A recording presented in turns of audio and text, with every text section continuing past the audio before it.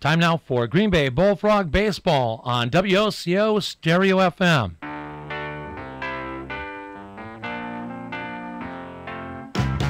Jeremiah was a bullfrog, was a good friend of mine. Today's game being brought to you by 24/7 Well and Pump, Islandfeld Saskatchewan and Anderson, the NAW Credit Union, O'Connell Pharmacy, the O'Connell Falls Insurance, Stevenson National Bank and Trust, and with Piggly Wiggly, also by America Inn, Brew Pub Pizza, Cellcom, Tri-City Glass, and Triangle Distributing.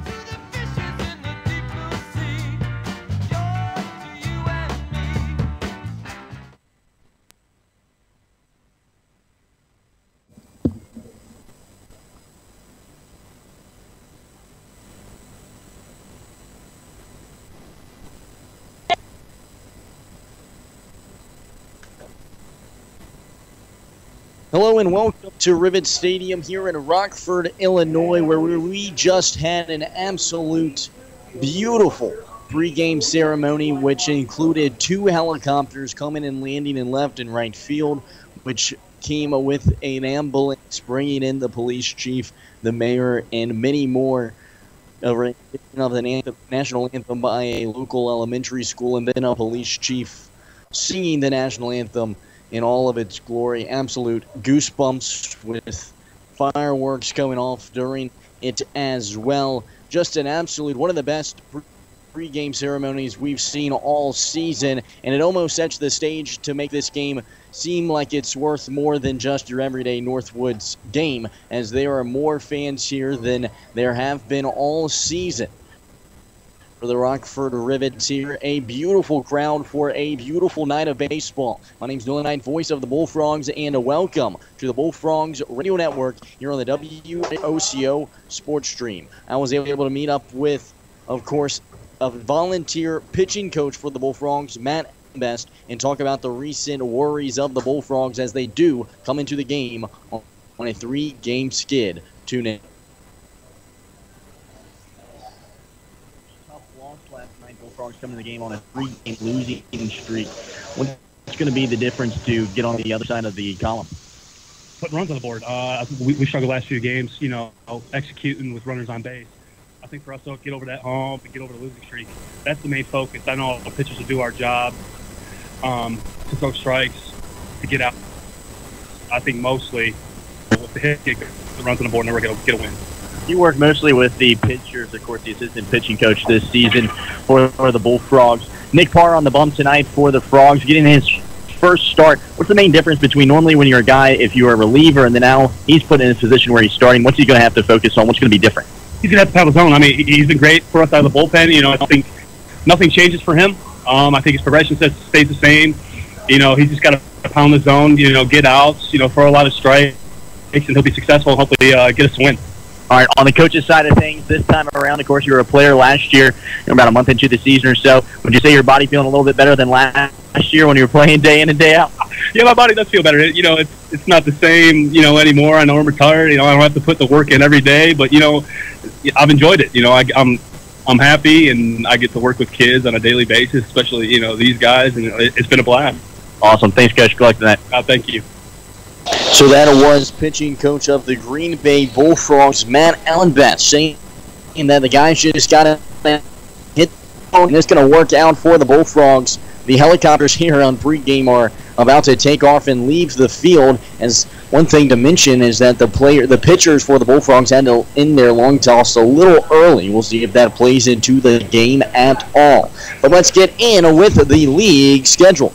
Of course, here in Green Bay, the Bullfrogs have traveled to Rockford. They stayed last night after playing the Rockford Rivets, and they are here facing off against the Rivets in Game 2 of this away series. The Bismarck Larks are in Mankato taking on the Moondogs. In the bottom of the 4th inning, the Rocks trail the Border Cats 1-4. That's the best team in the North Division versus the worst team. Of course, best being the Rocks, the worst being the Border Cats. The Wilmer Stingers taking on the La Crosse Loggers in La Crosse. The Madison Mallards have traveled to take on the Lakeshore Chinooks.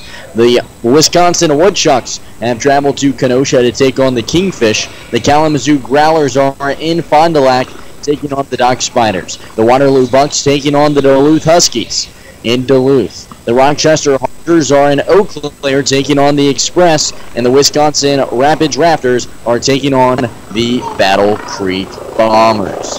Last night, the Bullfrogs did not get off the way they wanted to in this series against the Rivets. As you can hear in the background, the helicopters leaving the stands. It's a really cool look. It has all of the fans captivized as they watch one helicopter leave. That'll be last night.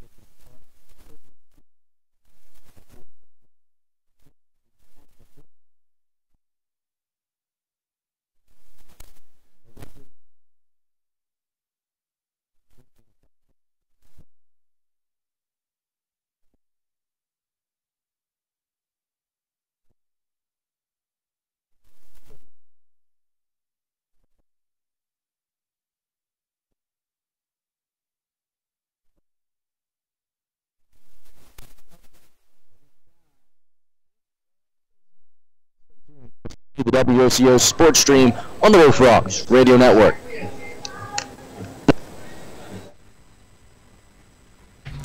At 24/7 Well and Pump Service, we mean just that. Water will be available 24 hours a day, 7 days a week.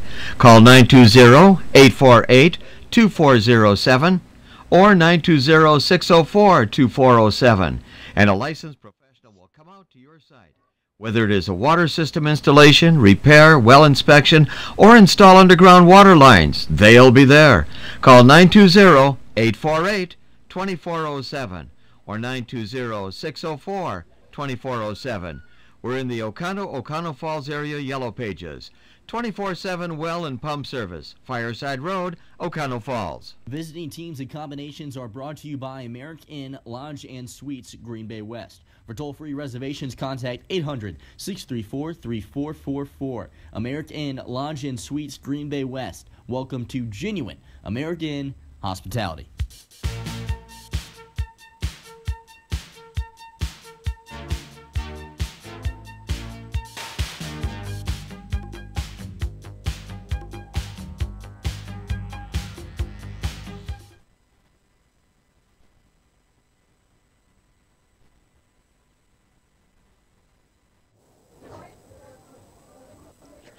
Hello and welcome back to Rivet Stadium. Still waiting for first pitch here in Rockford, Illinois, where the Bullfrogs are set to host the 14-10 Rockford Rivets. The Green Bay Bullfrogs come into the contest 9-15.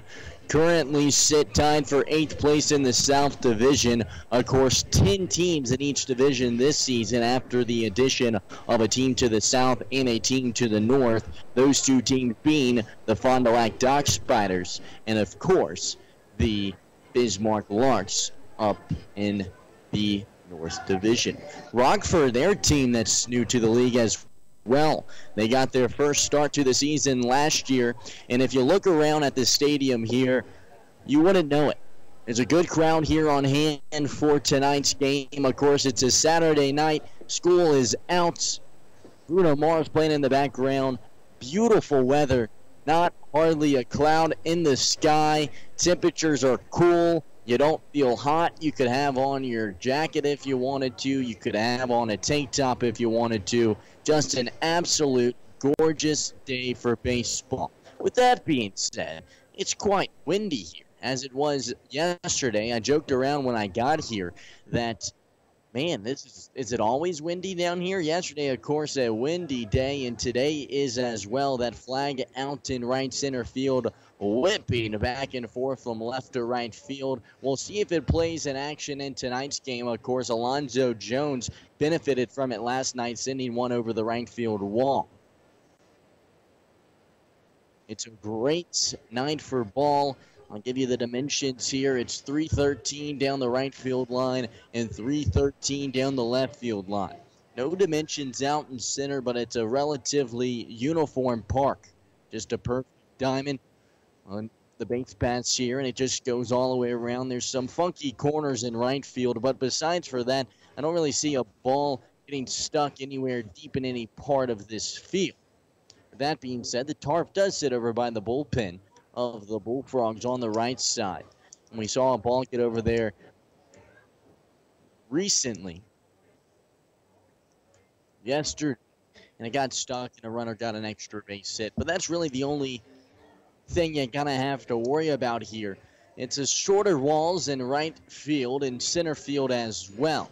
In right field, I'd say they're about 8 feet high off the ground, and then in center field about 9 feet high, and then it's probably a 20-foot wall that sits in left field. It's going to be tough to get the ball over that one. And then in right center field, there's a 20-foot wall as well. Some advertisements line the left field wall, and just 2 in the right center field wall. There's some space for some more advertisement out there on the black walls with gold trim. I spoke on it last night, the culture of the stadium, and it kind of really sets you in the mood of the Rivets. With all of the bathrooms and signage here supporting gray, dirty builders construction work. In fact, I've given you the pleasure of Googling what is a rivet for those of you that aren't familiar with it, because frankly, I was. But a rivet is a short metal pin or bolt for holding together two plates of metal. It's headless in, being beaten out or pressed down when in place. That's it as a verb. But as a noun, it's a join or fastening with a rivet or rivets. So there you go. In fact, here in front of me, there's a huge nut. It's probably about 3 pounds heavy, too. I'm using it as a paperweight currently, but I think they put that here for the radio broadcaster to have an idea of what a rivet is. Still not underway here. We're still waiting for first pitch on the schedule. It does say 6:35, but with all the festivities, we might be aiming at a 7:05 start possibly. Wasn't quite here listening to all of the announcements. Maybe it was announced and I missed it. But it's okay. We're going to keep rolling with the pregame show. Stay tuned. When we come back, hopefully we'll have first pitch. You're listening to the WOCO Sports Stream on the Bullfrogs Radio Network. Stay tuned. Honey, get the camera. Riley's rolling again. That dog always gets excited up here at the cabin. Riley loves the woods, don't you, Riley? Roll, Riley, roll. You getting this? I'm getting it all. It's fabulous. But we can't upload it until we get home. Right, no data connection up here. Challenge. Coach McCarthy? Mason Crosby. Switch to Cellcom, guys. Our coverage is great, whether you're out here or anywhere coast to coast. Yeah, Riley's fans don't want to wait. Now Riley's really on a roll. At Cellcom, we've got you covered out in the country and all across the country. Cellcom, built for you. Very athletic. I think we can use him on special teams. But not to kick, right? We'll see. It's Cellcom's Customer Appreciation Celebrations. Get smartphones from the top 2 brands for just a penny each, along with food prizes and sales on accessories. Cellcom, built for you. Available day of event only. New 2-year activation qualified upgrade required. Restrictions apply. Visit cellcom.com/celebrate for details.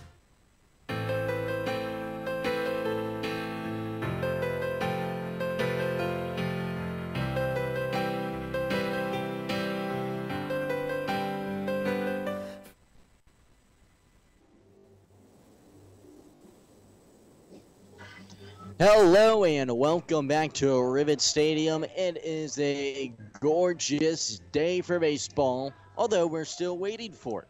This first pitch has been pushed back a little bit here at Rivet Stadium in Rockford, Illinois. My name's Nolan Knight, voice of the Bullfrogs. Thanks, as always, for tuning in. The lines have been painting, the umpire standing behind home plate here. Music playing in the background, the smell of brats in the air, wind on your face, blowing your hair. Just a great day to be here at the park as the lines for the concession stand are about 50 people deep. It's a long one. There's a picnic area about here on the left field side. On the right field side, it's grandstands all the way down into right field where there is a beer garden. Some bouncy houses over behind the right field bleachers as well. And concession stands line the concourse here. One of the best stadiums in the league, if you ask me. Of course, you think about Madison, and that's a place that holds close to 7,000 people. The capacity here close to 4 grand, I suspect, maybe 3,500 or so. Of course, it's a new brand here, the Rockford Rivets, and they're trying to build it. So far on the season, second to worst in the league for attendance, but that's not because the play on the field is bad. The Rockford Rivets, one of the hottest teams in the Northwoods League, sit at 14-10. So you're going to have that trouble, of course, trying to get fans into the stands when you haven't built that brand yet. The Rivets last year struggled a little bit on the season. And so when you're trying to get guys to come out to fans and your team's losing at home, it's not going to be good for you. But when you sit down and last night look at the score and they mollywhopped the Bullfrogs 10-3, hey, let's go to the Rivets game where there's some cheap beers, cheap food, and some good baseball. And that's what it is. Northwoods League's all about good baseball, family fun, developmental. It's just an absolute phenomenal league. Of course, last season I spent time in the Coastal Plains League, and not to knock it by any means, but I thought that I had a good idea what summer baseball was all about down there in the north in the Coastal Plains League. If you're not familiar with it, it's one of the biggest competitors of the Northwoods League. In fact, I think it's frowned upon to even mention its name around some owners and league employees and whatnot. But it's a relatively good league. Give them respect where it's due. In fact, today they actually had their 100th alumni meet the major league ranks. So not as historic as the Northwoods League, which currently sit at 180 or so, making it all the way up to the majors. But in the Coastal Plains League, you see stands filled with 600 or so, and you think it's a good one. But here in the Northwoods League, I'm sure there's close to 1,200 here today. The Green Bay Bullfrogs, they average around 1,300 to 1,400 for home games, especially on the weekends. That reaches up to 1,700. The Kingfish have 2,000 or so, and of course Madison with $6,000 a night. There's not many other places where you're going to be able to go to a amateur baseball game and have this many people come out and really enjoy it. And that's one of the best parts about the Northwoods League, even in an area that has minor league baseball. It has a professional team, but the Northwoods League, a league of its own.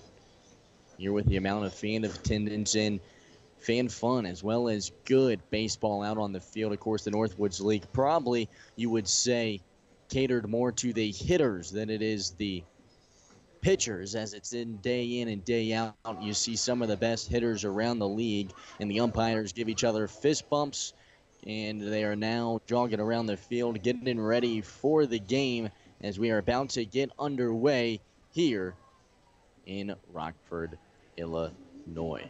My name is Nolan Knight, voice of the Bullfrogs. Thanks for joining me today. If you're just joining us, I'd have to ask you to follow the Twitter page, as always, at GB Bullfrogs for by-inning updates. And, of course, a few pictures and videos that will be accompanying, there it is, those tweets as well. Follow us on Instagram at GB Bullfrogs for posts to see what the other stadiums are like, and as well as to get an idea of what the guys do on the road. Today, the Bullfrogs travel to a mall not too far away from here, and that's normally what the guys do between games, especially when you go on the two-game road stands. You don't have to be at the field until 3:30 or so for batting practice, so what do you do until then? Well, the Bullfrogs have been, of course, going to malls between games and checking the different ones out, and I'd say the Rockford one today has by far been the best mall that we've gone to.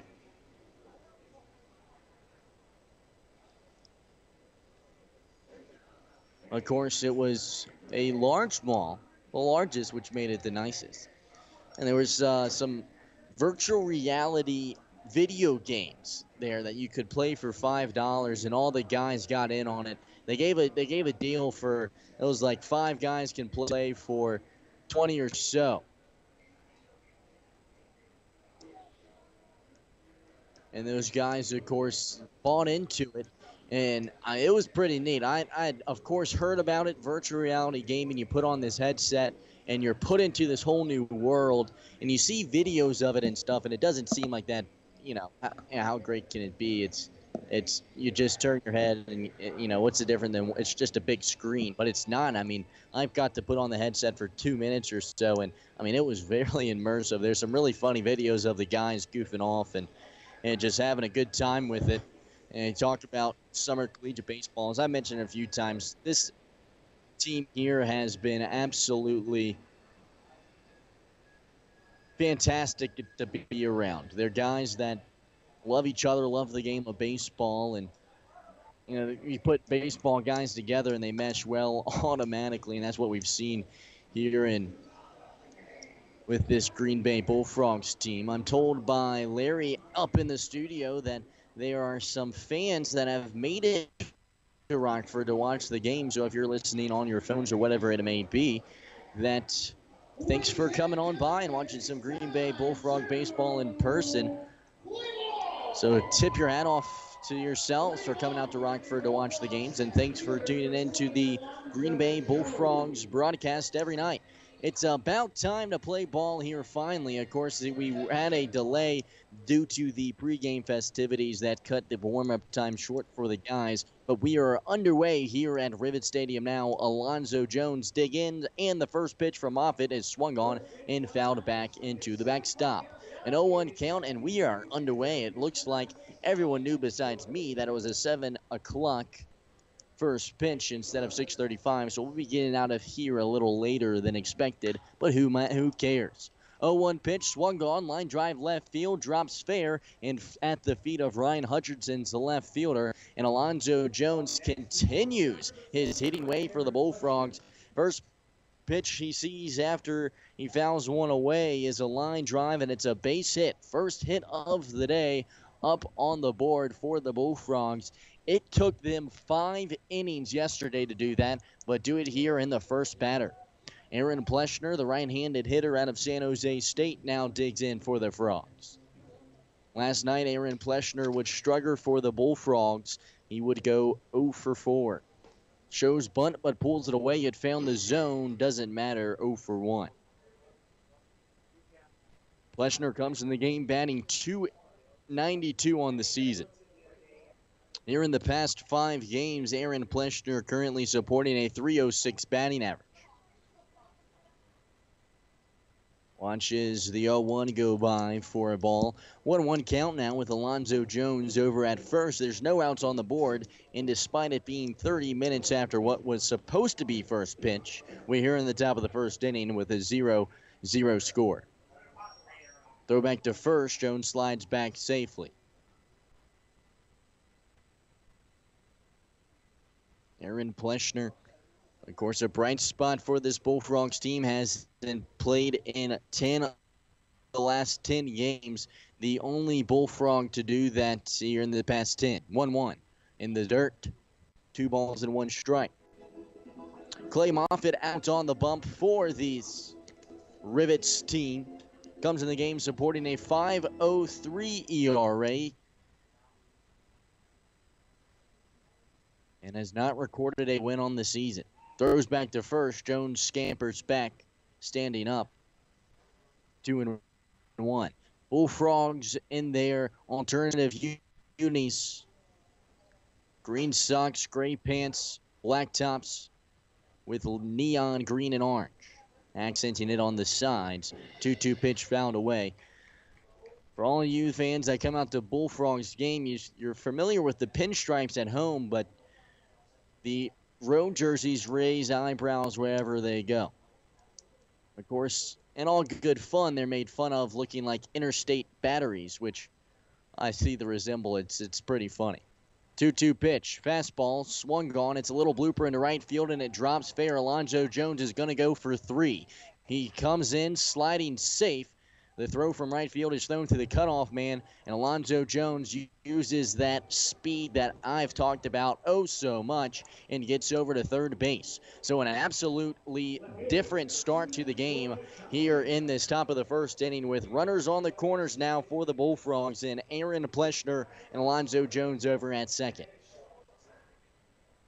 Garneth last night for the Rockford Rivets would pitch 5 perfect innings, not allowing a base runner in any of them. But the Bullfrogs with 2 batters on here and 2 hits to start the inning. That'll bring up Troy Johnston, the right fielder. First pitch he sees, fastball, misses outside, 1-0. Aaron Pleschner on that one wasn't the most pretty bat. In fact, I think when he made contact with it, I think he only had 1 hand on the bat. He reached for it, but managed a base hit from it. 1-0 offering, swung on and missed, 1-1. So Aaron Pleschner, after going 0 for last night, manages a base hit here in his first at-bat. Troy Johnston digs in now for the Frogs. He's batting .265 on this season. The 1-1 pitch, fastball, swung on and missed, 1-2. Johnson supporting the batter sleeve on the left arm in his Gonzaga Zags white and blue batting gloves. Clashes with the neon green and orange. 1-2 pitch outside. Evens the count. 2 balls and 2 strikes. No outs. Runners at first and second. We just got underway here. Top of the first inning. Johnson stands back in. Lefty versus righty here is Moffitt. The 2-2. Pleshner off from first. Swung on. Line drive right field. That will score Alonzo Jones, and they're going to wave in Aaron Pleshner as well. He's rounding third and will come in, and Johnston's going for 3. The throw from the cutoff man in time. Johnston's caught trying to make a double, a triple, but the Bullfrogs get on the board first. They bring 2 runs across from the RBI double from Troy Johnston. The Frogs take a 2-0 lead here in the top of the second inning, and there's 1 out on the board as Johnston was caught out trying to make it a 3-bagger. That'll bring up Tanner Poole, the designated hitter, with nobody on. It was a ball that got deep into the corner in right field off the bat of Troy Johnston. An impressive throw from J.C. DeMurray got it into the hands of Trevor Paradosky at second, and he rocketed a throw over to third, getting Tanner Poole, or rather Troy Johnston, out in without any complaints. First pitch Poole sees, misses 0-1. Second one comes in. It's inside, a 1-1 count here with 1 out on the board. The Bullfrogs take a 2-0 lead. 1-1 pitch, runs inside, 2-1.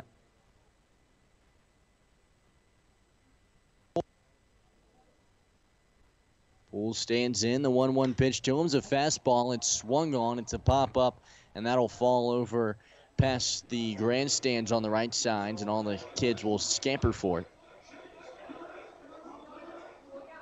The first souvenir of the game.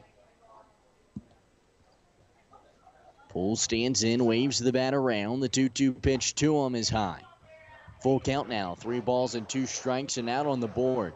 Nobody on after Troy Johnston cleared the bases with a double. Payoff. Swung on, line drive deep into center field. Running back and to his left is John Rave, and he grabs it. A well-hit ball from Tanner Poole, just can't find the gap. 2 outs on the board now. That'll bring up Kyle Binyo, the Youngstown State product. Finds himself back in the lineup for the Bullfrogs after he supported an injury for some time. Was able to swing and jog around easily, so he found himself in the lineup as designated hitter a few times, but finds himself in the outfield here tonight. First pitch he sees, a breaking ball that finds the zone, 0-1. In fact, Kyle Binyo plays in just 4 games in the last 10. 0-1 pitch, misses, 1-1. That is the least on the team.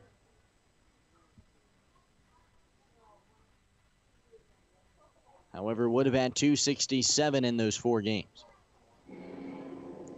2-1 pitch. And a 2-1 count now. With 2 outs on the board and nobody on. There is a storm cell that has moved in, so he almost went from a perfect day to now an overcast day. 2-1 pitch, swung on a skyrocketed pop-up into left center field. Tracking back is the center fielder. He gets underneath of it and makes the grab for the 3rd out. That'll do it here for the top of the first inning. The Bullfrogs get on the board early. They lead 2-0. You're listening to the WOCO Sports Stream on the Bullfrogs Radio Network. Stay tuned. Tri-City Glass and Doors, locally owned and family operated, and has been since 1960, specializing in commercial glass projects and automotive glass repair. Having grown up right here in Northeast Wisconsin, Tri-City understands your needs and wants to be the residential glass and door professionals you can count on. They're here for your family in all of life stages, from building an addition on your home for your newborn to applying Aquapel to your new driver's car.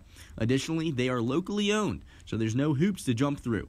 You can call them or come in at any time to talk directly to one of their glass and door experts. just like a great coach. State Farm agents Margie Dolan, Oconto, and Paul Huberty and Lena Can help you develop a game plan for your insurance needs, whether it's car, home, life, health, or business. Agents Margie Dolan and Paul Huberty Can help you find the affordable coverage you need when your life and goals change. Agents Margie Dolan and Paul Huberty Will be there to help you adjust your insurance game plan with a free family insurance checkup. So for all your insurance needs, call on a winner. State Farm Agents Margie Dahl at 834-5151 and Paul Huberty at 829-5555.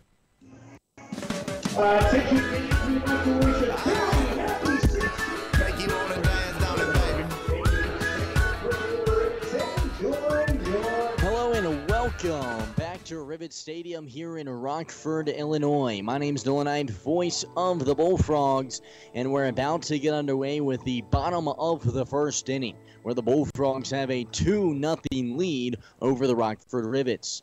Of course, last night they would lose that contest 10-3, not put a run up until the 6th inning, and it came off the bat of an Alonzo Jones 2-run homer. But here in the first, the Bullfrogs score first. They put 3 hits up on the board, a single from Alonzo Jones, a single from Aaron Pleschner, and then a base-clearing double from Troy Johnston.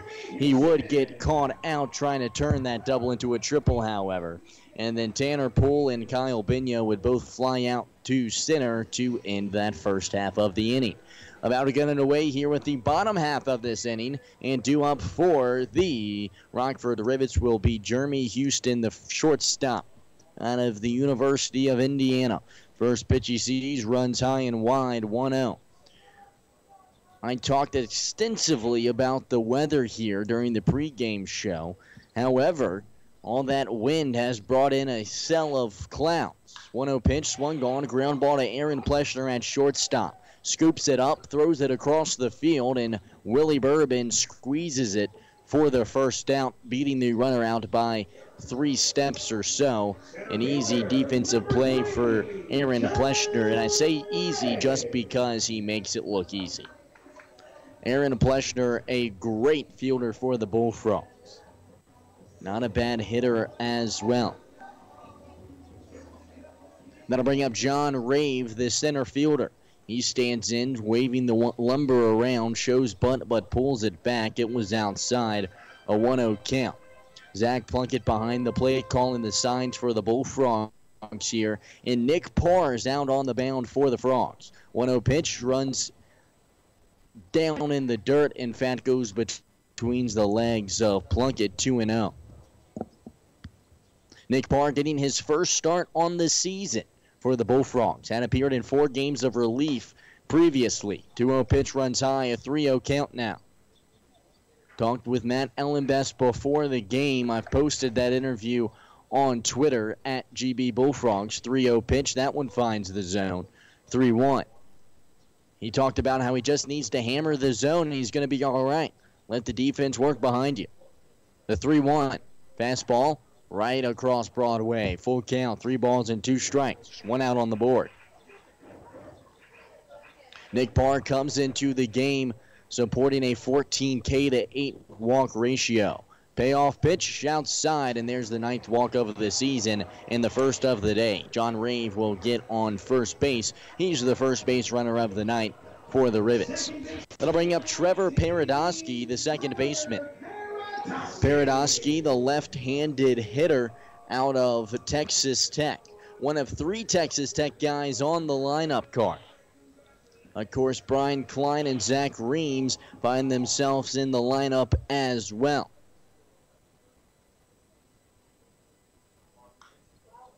Swings at the first pitch he sees. It's a blooper into left center field, and Aaron Pleschner makes a diving play at it. I just talked about his glove, and sure enough, running back to his right, dives for it, extends, and makes the snow cone catch. 2 outs on the board.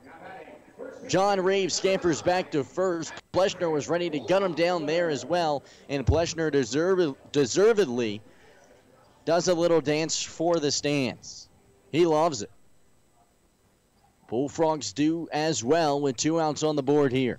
That'll bring up the new batter, Patrick Loeffler, the first baseman.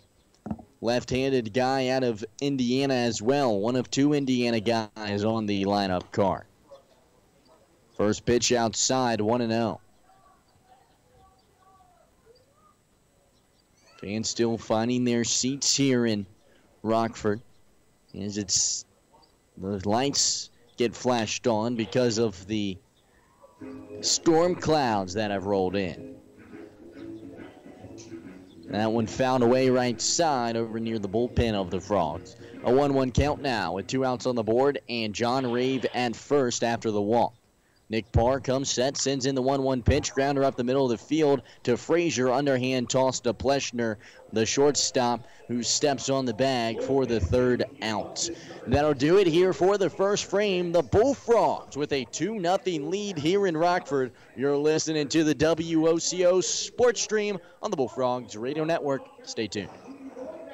We've heard it time and time again. You want local loan decisions and servicing, faster turnaround, and answers to your questions handled right here in Oconto. At the Stevenson National Bank and Trust, we've got all of those bases covered, from local loan decisions and on-time closings to great rates and fair terms. Visit me, Bob Schwartz, at the Stevenson National Bank and Trust. I've helped many people, and now I'd like to help you with your next loan. Member FDIC, Equal Housing Lender.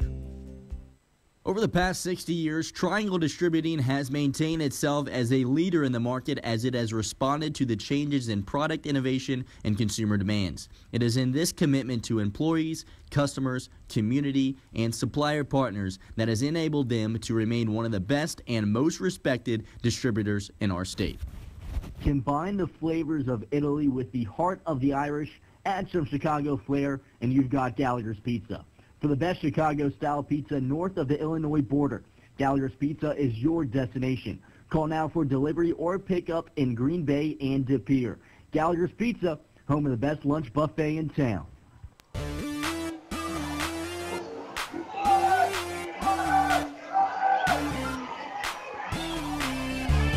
Hello and welcome back to Rivet Stadium. Blue skies turned gray as some storm clouds roll into the stadium here from left to right field.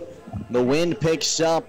We talked about that wind. It's bringing in some inclement weather, which is really a shame. Hopefully the rain does not fall out of these clouds, as there is a packed house here in Rockford, the best crowd of the season, I'm told. And we're here in the top of the 2nd inning where the Bullfrogs support a 2-0 lead. New batter Willie Bourbon digs in for the Bullfrogs, the lefty out of Northwestern. Swings at the first pitch he sees and skyrockets a pop fly into shallow left. The shortstop goes out into the grass, gets underneath of it, and makes the grab. That's Jeremy Houston. 1 out on the board after 1 pitch. That'll bring up the new guy in Ben Hart. Ben Hart playing 3rd base today for the Bullfrogs. He squares in. The righty out of the University of Oakland. Teammates with a course starting pitcher for the Bullfrogs, Nick Parr. First pitch he throws. Fastball runs low. A 1-0 count here with 1 out on the board. Zach Plunkett standing on deck. He's the catcher on the day. The wind really picks up here. Fans starting to leave their seats. The 1-0 pitch is swung on, and the rain starts to fall here in Rockford. And the 1-0 pitch is swung on and flew out to right field, and the play is made by the right fielder, Trevor Paradosky. Fans now running from their seats after the rain sets in. We're going to continue to play here likely unless it gets really bad. But storms are brewing. The wind blows. You can see it on all of the players' uniforms here. First pitch to Zach Plunkett runs wide. A 1-0 count. Zach Plunkett stands in. The right-handed batter out of the University of Arkansas watches the 1-0 pitch run low as well. A 2-0 count here with now 2 outs on the board. And you can see the infield dirt here in Rockford flying all over the place. In fact, the shortstop's glasses, Jeremy Houston, just flew off of his hat. and went all the way over near the second base bag. Give you an idea of how windy it is. Windy enough to send your glasses off of your hat. Wow. The 2-0 into Plunkett. Fastball swung on, ground ball up the middle of the field. A diving play by the second baseman, Paradosky. Scoops up, throws it over to first. A nice play from the second baseman. That'll do it for this top of the second inning, where the rain has set in. The Bullfrogs go down in order 1, 2, 3, and that wind is blowing. The scoreboard out in left center field, blowing all over the place. I'm surprised how long the umpires will let this go on, but we're going to step aside for it. You're listening to the WOCO Sports Stream on the Bullfrogs Radio Network. Stay tuned. Too much for your medication? Stop in at O'Connell Pharmacy and see our pharmacist, Ron or Poom, about our cost minimization program. We can save you some money. The O'Connell Pharmacy, our family helping your family. We all want to be self-sufficient, whether it's fixing projects at home, whether it's changing the oil on the car, or maybe even keeping your checkbook balanced. But when it comes to income taxes, trust me, you don't want to do it yourself. You don't want to do it with someone that just does it 3 months a year as a little sideline job. You need to work with a proactive 24/7 CPA firm that can actually get you results and keep more money in your pocket. Pick up the phone today, 715-735-0583.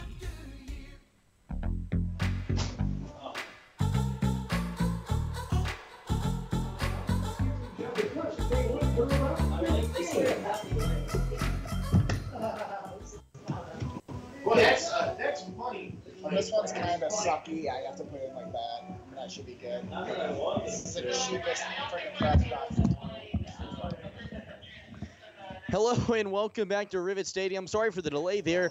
I'm actually putting a window in here in Rockford, and they're gonna call the players off the field now. Nick Parr had gone out there in the middle of this monsoon and started to throw some stuff. They're gonna run out into right field and start tarping the field, and we're gonna step aside here in Rockford. It's a rain delay. Guys are scrambling all over the place, trying to get under cover. There's not much. I mean, you should see the mayhem going on in the field here. Everyone running. It doesn't help that the wind is blowing probably 50 miles per hour. We are in a storm. And I talked about how beautiful of a day it was for baseball nonstop earlier, and I feel guilty for it now. Should have just kept my mouth shut. But we're going to step aside. Thanks to those that are tuning in. I will update you on the situation on this sports stream chat that you'll see there on your right side of your screens there, where it says WOCO Sports Radio. We're going to update you there. We're going to update you on Twitter as well, at GB Bullfrogs, as often as we can. If we are in the bottom of the second inning and the Bullfrogs have a 2-0 lead, it came off of an RBI double from Troy Johnston. That scored Aaron Pleshner and Alonzo Jones. So 3 hits on the day, 2 runs also. Bullfrogs with a 2-0 lead. We're stepping aside for the rain delay. Stay tuned as always. Come back and check here on Twitter. It's the WOCO Sports Stream on the Bullfrogs Radio Network.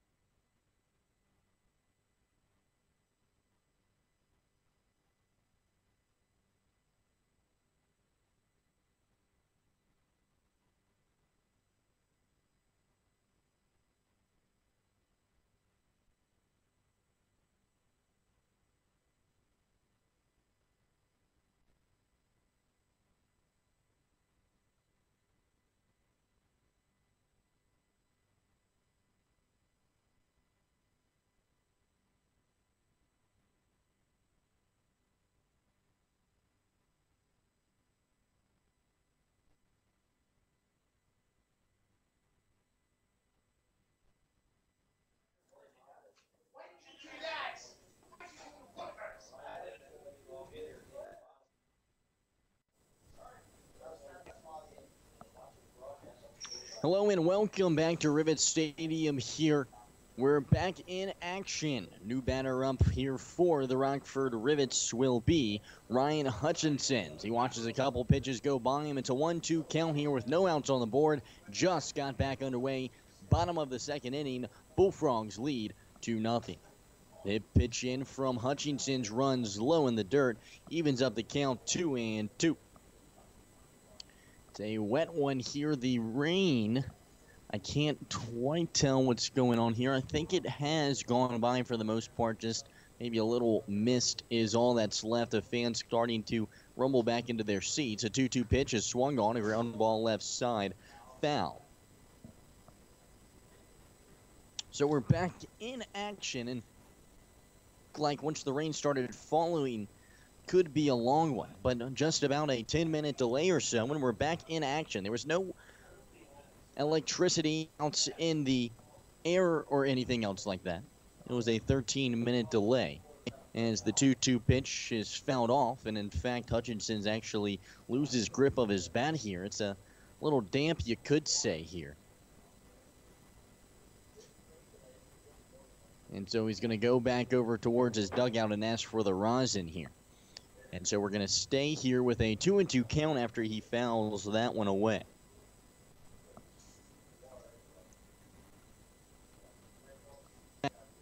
The Bullfrogs, of course, with a 2-0 lead here. After the delay, it came off the bat of Troy Johnston. What about a 2-run RBI double? He would get caught trying to make it a triple, however.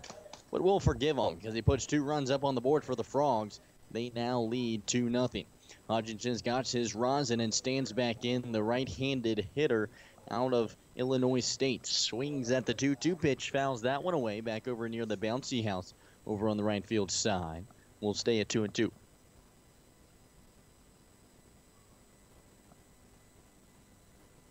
Hutchinson steps out of the box and steps back in. Nick Parr comes set, rocks back, sends in the 2-2. Swung on, it's a line drive into right field. Running forward is Tanner Poole, but he can't get there.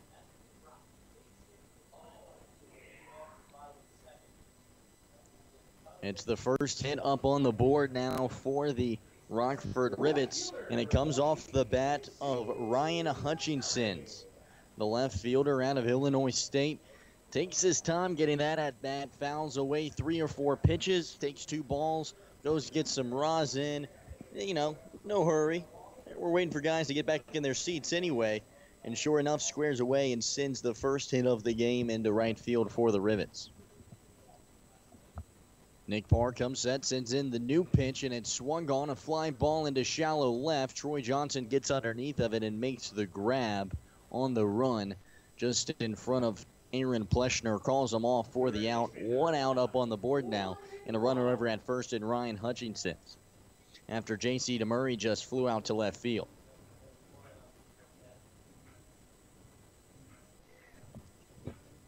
Brian Klein, the third baseman, comes set now, the left fielder out of Texas Tech. The third baseman awaits, and Parr sends one in. It gets away from Zach Plunkett, picks it up, throws it to second. Not in time. It got away from Zach Plunkett. He scowls as he walks back to his helmet and puts it back on, and his mask as well. Frustrated with himself that he couldn't put his glove on that one. It costs the Bullfrogs a base as well, with a runner in scoring position. And Hutchinson's now at second.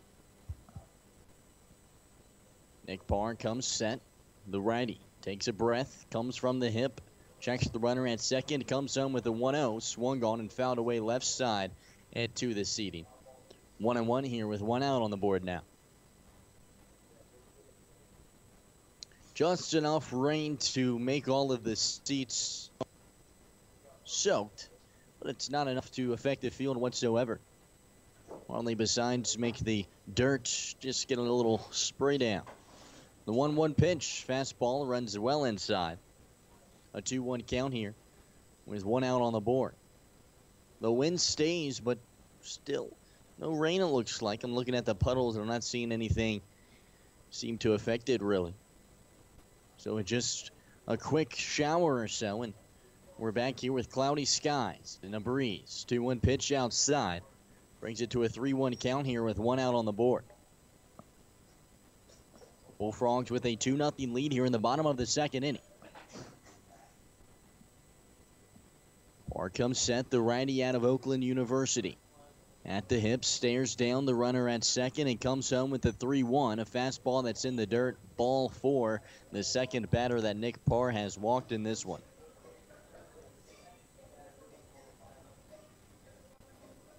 That will bring up Zach Reams, the designated hitter, on the lineup, or the roster rather, as a pitcher.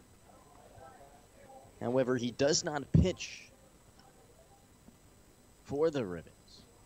He's just one of those loophole guys that just doesn't play in the field whatsoever. Just comes in and designates his at-bats as the designated hitter for the Rivets. Comes into the game supporting a .269 batting average. He's got 11 RBIs on the year and 18 hits. Parr sends in a breaking ball that runs inside a 1-0 count now with 1 out on the board. It is, in fact, sprinkling here, as I'm now seeing the rain. But it's definitely playable now, whereas that downpour earlier was not. The 1-0. Breaking ball runs high. A 1-0 count here with 1 out on the board. So in a game like this, anything can happen. When things are wet and slippery and windy, you kind of have to put an asterisk next to every single stat that's recorded, don't you? Parr checks the runner at second, sends in the 2-0. It's swung on and fouled back. A 2-1 count now with 1 out on the board. Reams, I'm told, had a phenomenal start to the season as I pull up his boards here, but here in the last 4 games has been held hitless. However, 4 games before that, he would go for a multi-hit game 5 games in a row. He awaits the offering from Parr. The 2-1 is swung on and belted down the left field line, but it's foul into the grandstand seating that goes all the way down to that left field wall out there. I've talked about this stadium a few times yesterday. It's a cool atmosphere. It's an old minor league park. In fact, a team played here just a few years back. Can tell by the seatings that it's been held up relatively well. Parr checks the runner at second, gives him another look, and sends in the 2-2. Swung on and missed. That one was low in the dirt. Got Reams the chase. That's his first strikeout of the day for Nick Parr. That'll bring up Hunter Fiducia, the catcher. Hunter Fiducia comes into the game for the Green Bay Bullfrogs. Or, excuse me, the Rockford Rivets, batting .260. He awaits the offering from Parr. Parr checks Hutchinson's at second and sends in the fastball. Swung on, fouled back. 0-1 count here with 2 outs on the board now. Hutchinson's at second base. Fiducia, the 9-hole hitter. He awaits. Nick Parr comes set at the hip, stares him down, sends in the 0-1. It's outside for a ball, a 1-1 count now with 2 outs on the board. So what was some packed seating here has turned into not so packed, as you can imagine with the rain that has set in. Really frustrating for the Rockford Rivets. They've struggled with attendance this year. This is their most attended game on the season as the 1-1 pitch is swung on. It's a fly ball deep into right field. That's going back to the warning track and gone. It's over the Miller Lite Beer Garden out there in right field, and the Rivets take a 3-2 lead here in the bottom of the second inning. And it's the 9-hole hitter, Fiducia, that sends it deep over the right field wall. Tanner Poole can't do nothing but watch it go over. and the Bullfrogs trail now by 1 here in the bottom of the second inning, 3-2.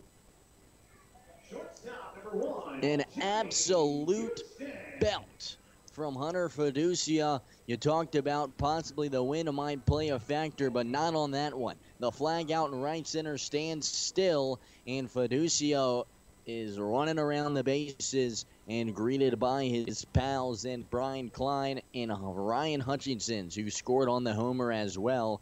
The Rivets take a 3-2 lead here. Back up to the top of the lineup, Jeremy Houston will dig in. The shortstop 0 for 1 on the day, grounded out to Plester his last time up. Swings at the first pitch he sees, and it's a liner out into right field. An easy play for Kyle Binio, who gets underneath of it and makes the grab. Not having to run to his right or his left, just went right to him. That's the third out, and that does it for the bottom of the second inning. But not before a 3-run shot from Hunter Fiducia, and the Rivets take the lead. 3-2 in favor of the Bolts. You're listening to the WOCO Sports Stream on the Bullfrogs Radio Network. Stay tuned. Is the frozen pizza that you're eating at home tired and worn out? It just doesn't have its stuff anymore. Its toppings are low and inside while the cheese is chin music. The time has come, friends, to make the switch. Make the call to the Brew Pub Bullpen. Bring in the relief and get the win with Brew Pub Lots of Matzo Pizzas. Made with premium toppings, then smothered in over half a pound of fresh 100% Wisconsin-made mozzarella cheese, Brew Pub Lots of Matzo Pizzas are the ingredients for a great time. Find us online at brewpubpizza.com, on Facebook at Brew Pub Pizza, or follow us on Instagram and Twitter at Brew Pub Pizza. Brew Pub Lots of Matzo Pizza, the ingredients for a great time. American Lodge and Suites Green Bay West is the ideal location for your next stay, whether you're traveling for business or pleasure. They are proud to provide the amenities you want most and deliver them at the highest level possible, starting with comfortable, quieter guest rooms. Welcome to genuine American hospitality.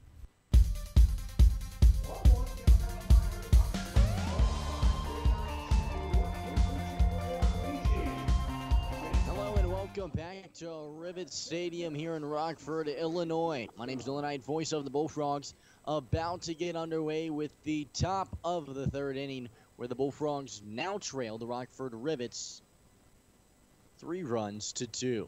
It came off the bat of the 9-hole hitter, Hunter Fiducia. He would belt a 3-run homer over the right field wall after the Bullfrogs managed 2 runs in the top of the second inning off of a Troy Johnston double that would score 2.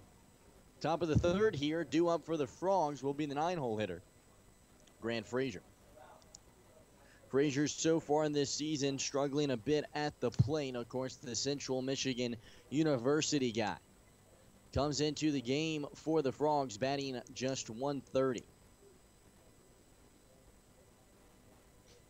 Moffitt sends in the first pitch to Frazier. It runs inside, 1-0. Grant Frazier, of course, the local guy for the Bullfrogs from Ocano. Clay Moffitt sends in the 1-0. Swung on. It's a slicer just in front of the second baseman, Trevor Paradosky. Not a well-hit ball, just gets a piece of it. Kind of bounces right in front of Paradosky at second. And it's an easy sidearm throw over to first to get Frazier out by about 3 or 4 steps. So one retired. Back up at the top of the lineup, Alonzo Jones, the center fielder, will dig in. Jones 1 for 1 on the day. Coming into the game was 7 for his last 10. Make that 8 of his last 11 now. First pitch he sees, a fastball that finds the zone, 0-1. Started to show bunt, but pulled it back.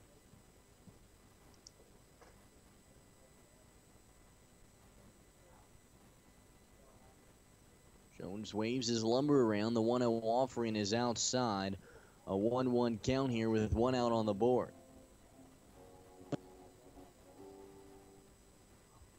Jones awaits. The 1-1 pitch to him's a fastball. That one misses.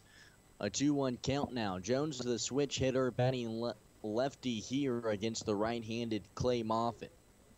Moffitt, of course, out of Louisiana State units. 2-1 pitch. That one's low as well. A 3-1 count now with one out on the board. Nobody on. Top of the third inning.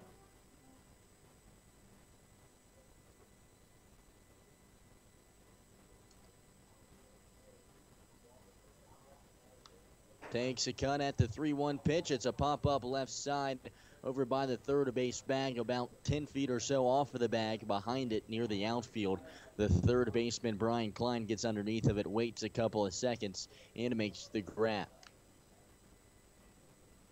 Shortstop, number 29, Aaron Fletcher.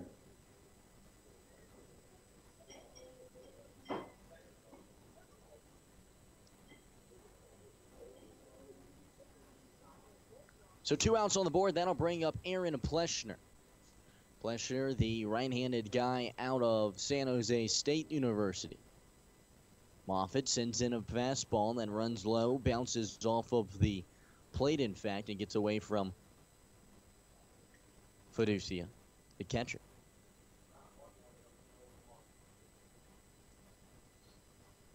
Coming into the game for the Rockford Rivets, Fiducia was batting just around 260 or so, but a 3-run shot here makes him the early game hero. Gives him a 3-2 lead. 1-0 pitch, swung on and fouled back. 1-1.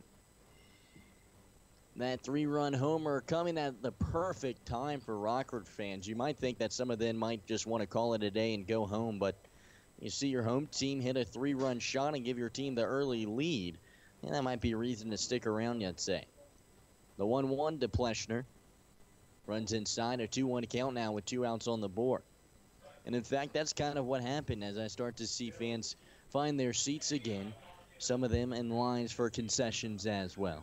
The 2-1 offering runs well inside.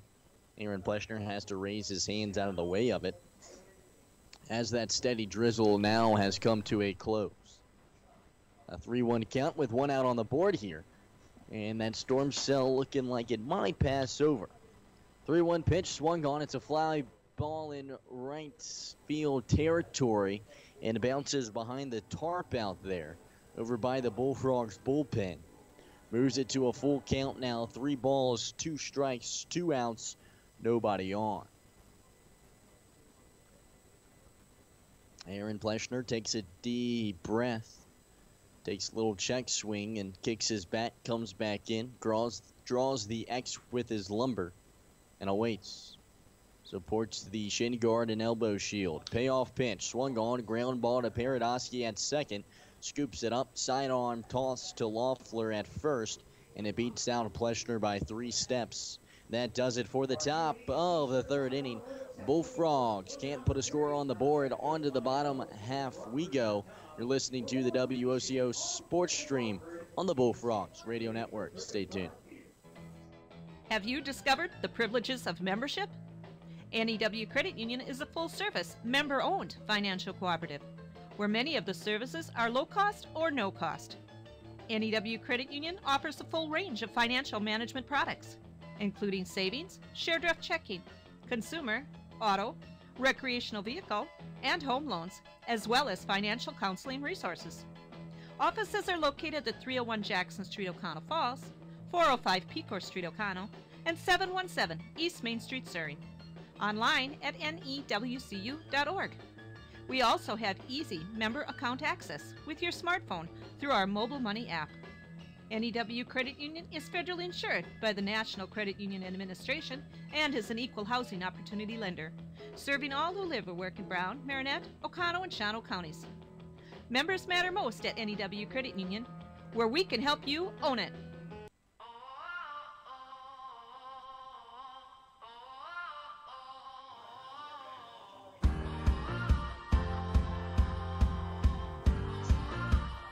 Hello and welcome back to Rivet Stadium here in Rockford, Illinois. Starting to see some blue creep out of these storm clouds. I think we're going to be able to finish this game despite that slight rain delay we had of about 15 minutes. Bullfrogs trail the Rivets here 3-2. It came off of a 3-run shot from Hunter Fiducia here in the bottom of the third inning. John Rave will dig in, the center fielder. He was walked in his last at-bat. Nick Parsons in a fastball that finds the zone 0-1. John Rave, the left-handed batter out of Illinois State, awaits the offering from Parr, and Parr sends it in. It's low and in the dirt, 1-1.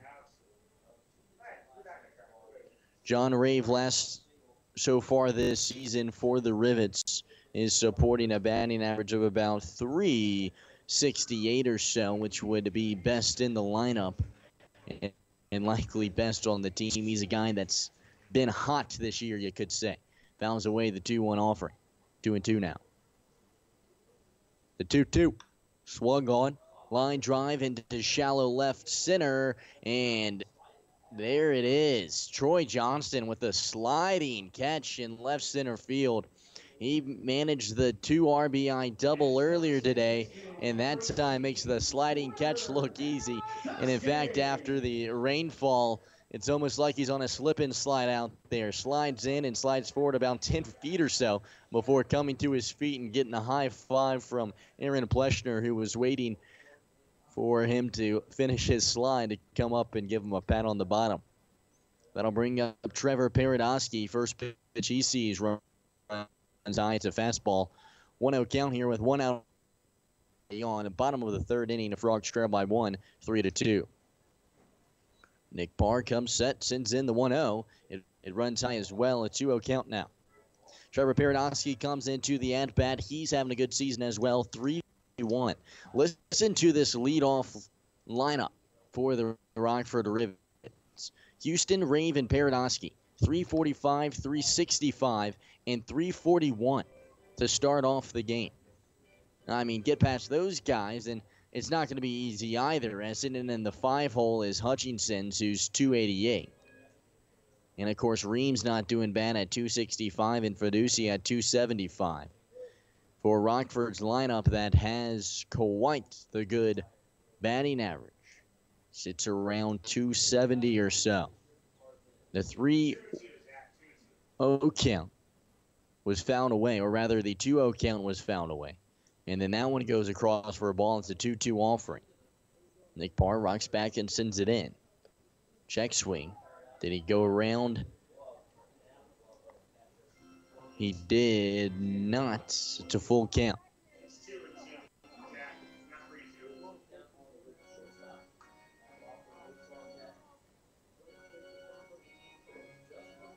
Nick Parr comes set, takes a deep breath.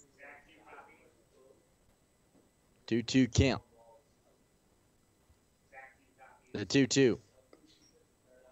Comes inside, strike 3. Nick Parr with his second K of the day, and it's a backwards one as John Rave can't do nothing but watch it go by. First baseman, number 9. That will bring up Trevor Paradosky, the second baseman. Paradosky on the season batting .333, a part of that row of batters that you just don't want to be a part of. 345, 364, and 333.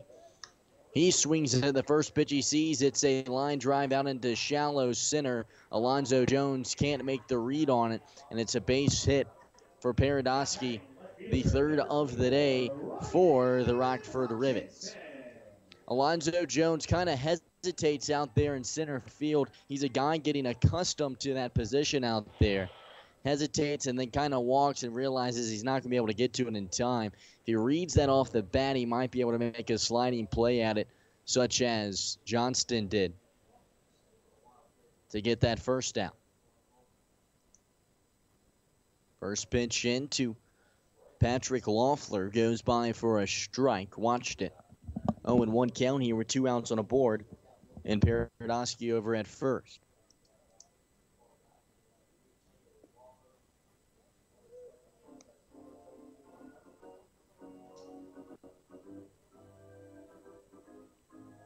I've gotten behind him a lineup card here. Loeffler's the one that managed the base hit, and Ryan Hutchinson's is now in for the Rivets. Of course, John Rave flew out to right field in the second. He's the one.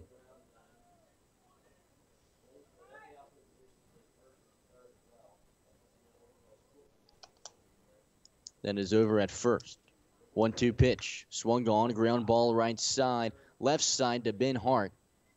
He scoops it up, throws it over to Grant Frazier at second. A nice play from Ben Hart running to his left, snagging it in front of Pleshner and sidearming it to Frazier to get the leadoff runner that was over at first.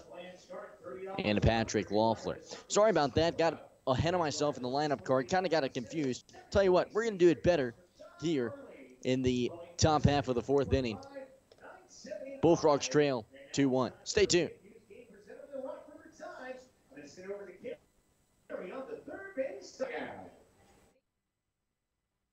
If you don't know everything about insurance, you'll profit from the knowledge and experience at the Oconto Falls Insurance Center, 113 North Main Street, downtown Oconto Falls. You'll benefit from their thorough analysis of the insurance that you really need. They'll recommend the companies and policies that are the best for you. At the Oconto Falls Insurance Center, they specialize in complete coverage of all your insurance needs. Call the Oconto Falls Insurance Center, 113 North Main Street, downtown Oconto Falls. Attention pizza lovers, have you tried a Brewpub pizza? Designed to be the best of the best pub pizzas ever made, every Brewpub Lots Matza pizza is made with your favorite premium meats and veggies and topped with over a half-pound of award-winning Wisconsin mozzarella cheese. Brewpub Lots Matza pizzas are made right here in Wisconsin. Brewpub Lots Matza pizzas are available at your local grocer and tavern. Check Brewpub Pizzas out at facebook.com/brewpubpizza and get more details at brewpubpizza.com. Brewpub Lots Matza pizzas, official frozen pizza of the Green Bay Bullfrogs.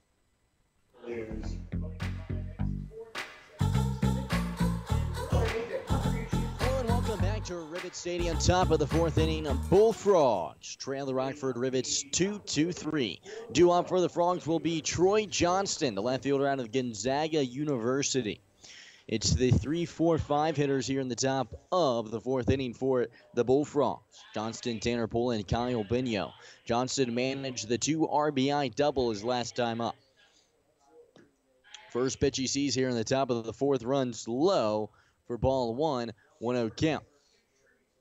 Johnston comes set now, waves the lumber around his head. The 1-0 count to him. That one finds the zone. Fastball, a 1-1 count here. As a reminder, you can follow along on Twitter at GB Bullfrogs for any updates. Updated by yours truly. 1-1 pitch, swung on and missed. 1-2 count now.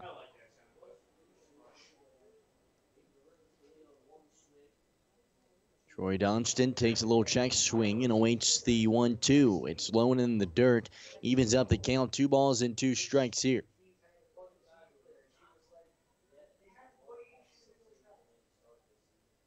Fans have kind of managed to find their seats again as the 2-2 pitch runs outside.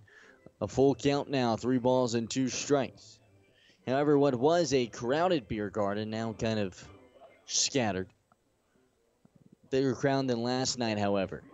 The payoff pitch comes across, swung on and missed. Strike 3. Monfig adds his first K of the inning and of the game. Troy Johnston fooled by that one. A fastball that ran high. He was underneath of it. That'll bring up Tanner Poole, the designated hitter. His last time would hit a well-hit ball out into right center field that was caught by the center fielder Rave. Watches the first one go by for a ball, a 1-0 count.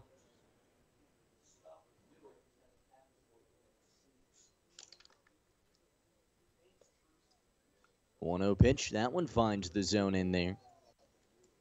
One's across the board there. 1 ball and 1 strike, 1 out, nobody on. Poole awaits the 1-1 pitch to him, runs inside, and that's a hit by pitch. Tanner Poole kind of winces at it. That one's got to hurt, but it looks like he's going to be okay. Throws his stick over towards the dugout, and is now over on first base. Kind of stretches out his back a bit. Yep, that one hurt him. But he's on base, and he gets there the hard-earned way. That'll bring up Kyle Bino, the right fielder, who's 0 for 1 on the day after hitting a well-hit ball to center field as well.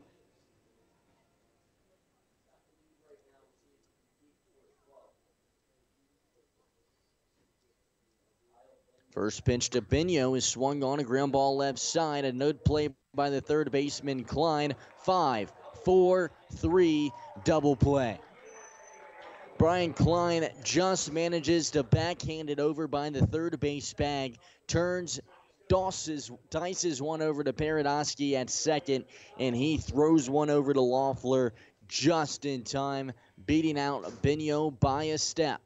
That'll do it here for the top of the fourth inning. Bullfrogs trail by 1, 3-2. Stay tuned. You're listening to the WOCO Sports Stream on the Bullfrogs Radio Network. Tri-City Glass and Doors, locally owned and family operated, and has been since 1960, specializing in commercial glass projects and automotive glass repair. Having grown up right here in Northeast Wisconsin, Tri-City understands your needs and wants to be the residential glass and door professionals you can count on. They're here for your family in all of life stages, from building an addition on your home for your newborn to applying Aquapel to your new driver's car. Additionally, they are locally owned, so there's no hoops to jump through. You can call them or come in at any time to talk directly to one of their glass and door experts. Just like a great coach, State Farm agents Margie Dahl, Oconto, and Paul Huberty and Lena can help you develop a game plan for your insurance needs, whether it's car, home, life, health, or business. Agents Margie Dahl and Paul Huberty can help you find the affordable coverage you need. When your life and goals change, Agents Margie Dahl and Paul Huberty will be there to help you adjust your insurance game plan with a free family insurance checkup. So for all your insurance needs, call on a winner. State Farm agents Margie Dahl at 834-5151 and Paul Huberty at 829-5555.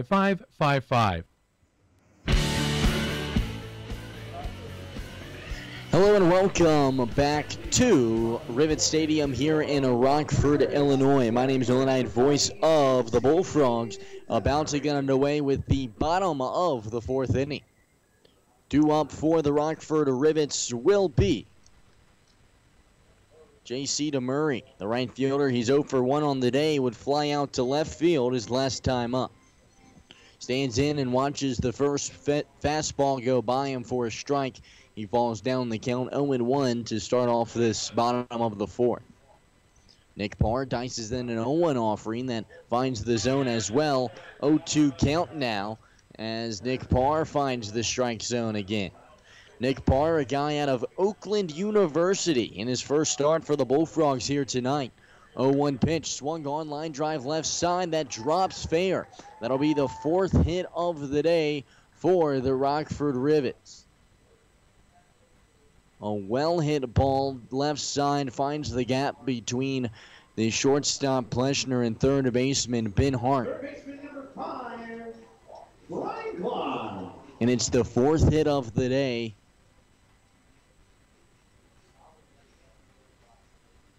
for the Rivets. That'll bring up the new batter, Brian Klein, after the base hit as the Rivets look to tack on a couple of runs here, string together some hits. First pitch that Klein sees runs low, a 1-0 count. Nick Parr, as mentioned, out of Oakland University, teammates with the third baseman over there, and Ben Hart sends in the 1-0. Swung on, a skyrocketed pop-up in left field territory. The left fielder, Troy Johnson, calls off Aaron Pleschner and makes the grab for the first out. So a runner over at first with one out on the board. And the Bullfrogs trail 2-3.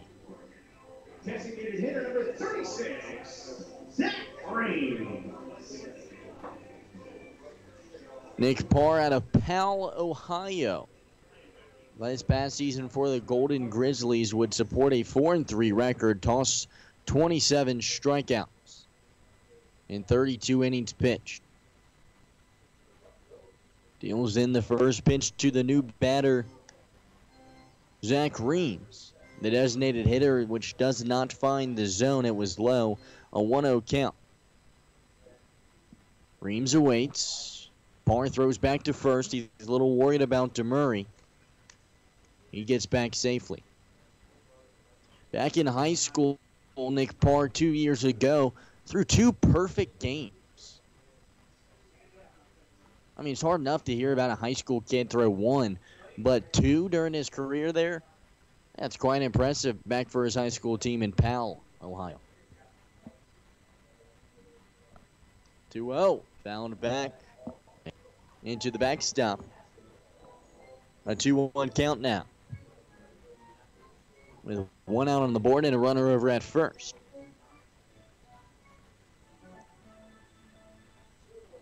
Nick Parr, back in high school as well, was ranked the 20th best right-handed pitcher out of Ohio and was named an All-American Central Region honorable mention. In 2016 for the Golden Grizzlies would appear in 13 games for a 3.57 ERA. Reams awaits. The 2-1 pitch finds the zone and evens the count. 2 balls and 2 strikes.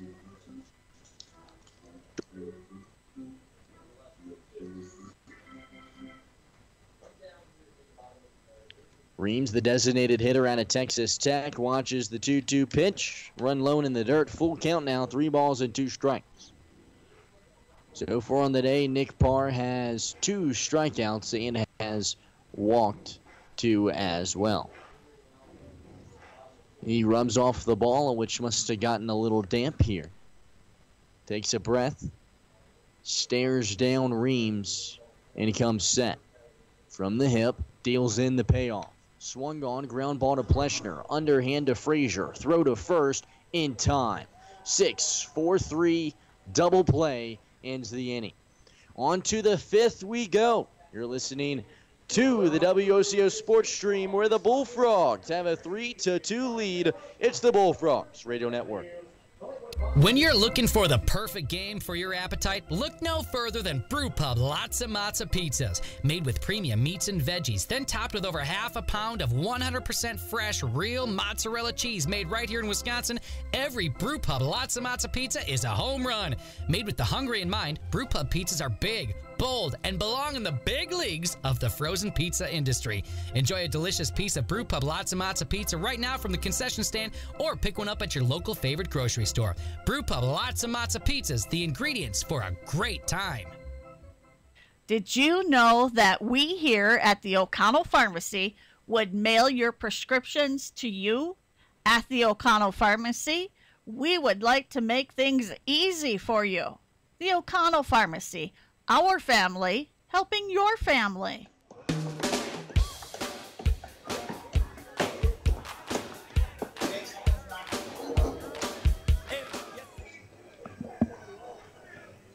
Hello and welcome back to Rivet Stadium here in Rockford, Illinois.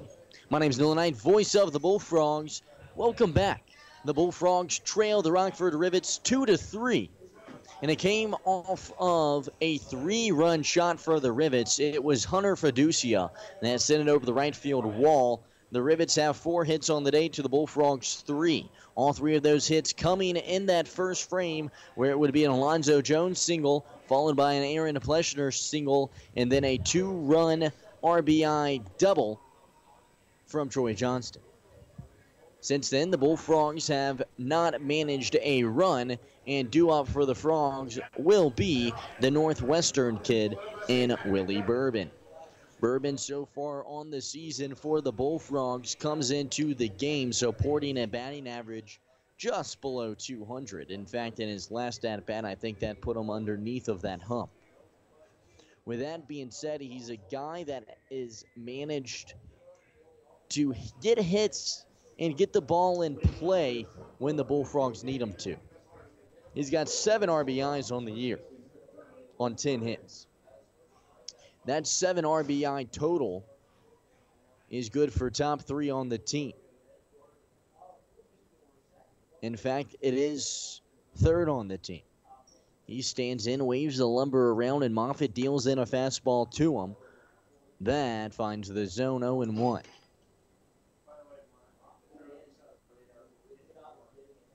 Bourbon comes set, draws the X on the plate and awaits. The 0-1 pitch. Swing and a miss. 0-2. Ben Hart standing on deck for the Bullfrogs. The Oakland University guy. So the Northwestern product digs in. Awaits the 0-2. The pitch to him runs low, bounces almost in the grass in front of home plate and hits the chest of Fiducia. A 1-2 count now after the pitch that got away from Moffitt.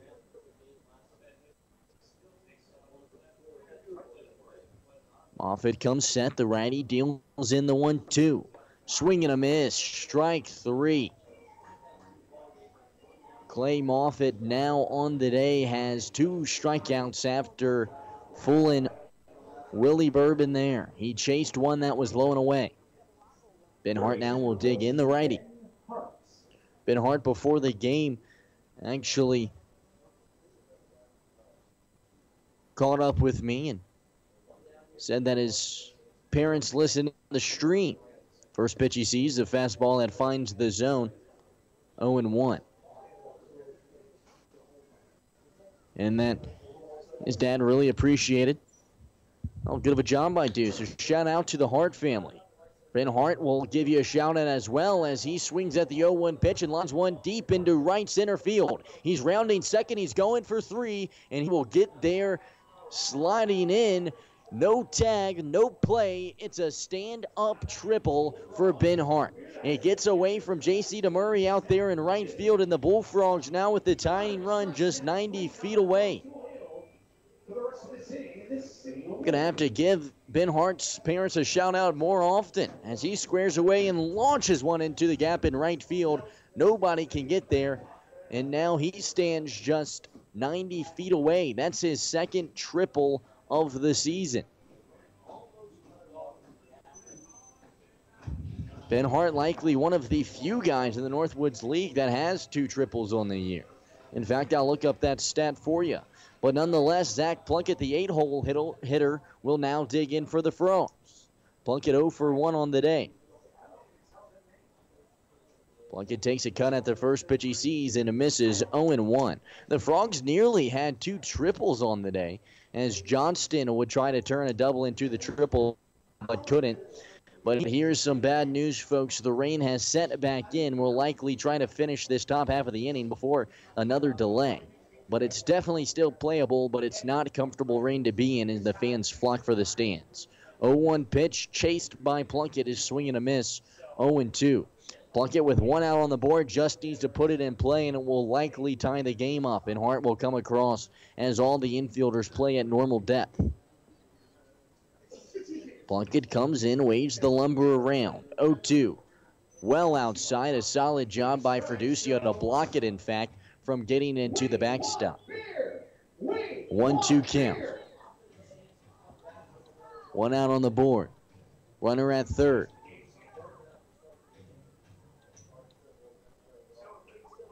Plunkett awaits, draws the next on the plate. 1-2 outside, evens it up. After going down 0-2, he watches a couple go by. A 2-2 count. Getting some forecast updates from Larry back in the studio. He says that this should pass us here shortly. Plunkett awaits. The 2-2 offering for Moffitt. Swung on and missed. Strike 3. The Bullfrogs just needed to get the ball in play, but Zach Plunkett swings and misses at the 2-2 pitch. He didn't want to. Check swung at it, but the barrel came around. It was low and in the dirt. He'll be frustrated with himself after that one. And 2 outs up on the board now. Ben Hart stands at third after the triple, and Grant Frazier, the 9-hole hitter, sets in. First pitch he sees, fastball finds the zone outside, 0-1. Grant Frazier comes in the game for the Frogs, supporting a 127 batting average. Has 1 RBI on the season, looking for another here. Watches the second one go by. An 0-2 count now with 2 outs on the board. Moffitt a strike away from getting out of the bind. The righty comes set, sends it in. Check swing, it was low. Frazier didn't go around.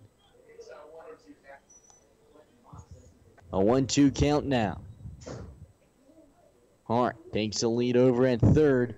Frazier looking for a base hit and an RBI here to tie it up. Frogs trail by 1, 2, 3. Moffitt sends in the 1-2. It's outside, even the count. Deuce is wild. 2 balls, 2 strikes, 2 outs. Van Hart takes his lead over at third base. Grant Frazier throws his stick down on the plate a few times, checks, swings, and put it behind his head. Moffitt sends in the 2-2 pitch, and it's a check swing that was low. An appeal from the catcher, Fiducia. Home plate umpire asks the umpire over at first, says that it didn't go around. Full count now. Frazier fights back after going down 0 for 2 and awaits. Moffitt takes a breath, sends in the payoff. Breaking ball that runs inside, and it's off the inside shoulder of Grant Frazier. He gets on base and does a very solid job of watching some pitches go by him after going down in the count 0-2. In fact, I don't think he swung his bat the entire at-bat. I think there was 2 strikes that went by him, and then 4 balls did as well. That'll bring up Alonzo Jones. Jones, of course, coming into the at-bat 8 for 12 in his last 12 plate appearances. He awaits. The switch hitter batting lefty here just needs a single and it'll tie it up. Takes a cut at the first pitch he sees, and there it is. Finds the gap between the shortstop and the third baseman, and the Bullfrogs tie it up. Ben Hart comes across, stomps on home plate as he goes by and ties it up 3-3. Alonzo Jones with an RBI single here in the top of the 5th inning. That'll bring up Aaron Pleshner, the shortstop. The guy out of San Jose State University, one of the most sure-handed defenders on the team. Would likely win the Gold Glove for the Frogs, I'd say. Just a few errors on the season. He's the only Bullfrog to play in all of their last 10 games, which they are 3-7 in those games. Pleshner stands still, waiting for Moffitt to come set. Now he puts the bat behind his head. Moffitt checks Frazier at second and comes home. Fastball that swung on. It's a pop-up behind the plate. Catcher Fiducia gets underneath of it, and running forward nearly loses it, but brings it in with 2 hands. Pleshner pops out to the catcher. That'll do it for the top of the 5th inning. Bullfrogs leave 2 stranded. However, they get a run across from an Alonzo Jones RBI single. It's all tied up 3-3. You're listening to the WOCO Sports Stream on the Bullfrogs Radio Network. Stay tuned. Get the camera. Riley's rolling again. That dog always gets excited up here at the cabin. Riley loves the woods, don't you, Riley? Roll, Riley, roll. You getting this? I'm getting it all. It's fabulous. But we can't upload it until we get home. Right, no data connection up here. Challenge. Coach McCarthy? Mason Crosby. Switch to Cellcom, guys. Our coverage is great, whether you're out here or anywhere coast to coast. Yeah, Riley's fans don't want to wait. Now Riley's really on a roll. At Cellcom, we've got you covered out in the country and all across the country. Cellcom, built for you. Very athletic. I think we can use him on special teams. But not the kick, right? We'll see.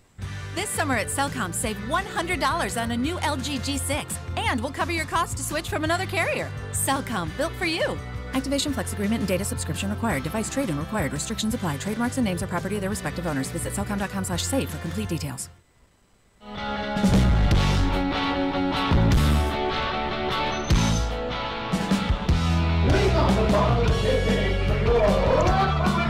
Hello and welcome back to Rivet Stadium here in Rockford, Illinois. My name's Will Knight, voice of the Bullfrogs. Bottom of the 5th inning. That rain that had set in, gone away, as it's an on-again, off-again rainy day here in Rockford. First pitch that the new batter sees finds the zone, and he goes down in the count 0-1. It's Brian Klein. Klein stands in. The 1-0 pitch is swung on, and it's a line drive into left center field. He's going to round for second and decides to hustle on back after taking a large turnaround first base. And so a lead-off single from Hunter Fiducia. He stands over at first base now, and it's the 5th hit of the day for the Rivets, which ties the Bullfrogs total of 5 as well. And Jeremy Houston now will dig in for the Rockford Rivets. The shortstop on the day is 0 for 2. Flew out to right field, and Takayo Bino his last time up. He comes set. The right-handed hitter out of Indiana. First pitch he sees goes by for a ball, 1-0. Of course, Indiana home to Luke Lind, former Bullfrog who recently signed a free agent contract with the Anaheim Angels. 1-0 pitch. Finds the zone, 1-1. Was not drafted. In fact, many were surprised that he was not. A great right-handed pitcher for the Hoosiers this past season, but good enough to sign, and he'll have a shot this next year in the minors. Parr sends in the 1-1. That's outside for a ball. 2-1 count now with no outs on the board. Of course, Brad Hamilton, who joined me in the broadcast booth 3 games back now, I guess it's been, against the Wisconsin Rapids, talked about that game, or rather talked about Luke Lind and how great of a guy he was. 2-1 pitch, swung on and missed from Jeremy Houston. Even to the count 2-2, no outs on the board, a runner over at first. He was really happy for him, said he was one of the closest guys that he was friends with on the team from the year before. Brad Hamilton, of course, the lone returner. He does not find himself in the lineup card tonight. Jeremy Houston stands back in. Wearing the number 1 on his back. I'm part of those all-white unis for the Rivets. 2-2 pitch, swung on, just gets off the end of the barrel and fouled back. Will stay at 2-2. Rivets uniforms accented in black stripes around the sleeves, neck, and sides of the pants. They support the stirrups look as well. One of my favorite uniform combinations in the Northwoods League. It's an old school look that with some new school flair. Big fan of it. Bullfrogs come set. Nick Parsons, the 2-2. It's low in the dirt. Nearly gets away from the catcher, Plunkett. Manages to get over there in time before Fiducia can scamper on over to second base.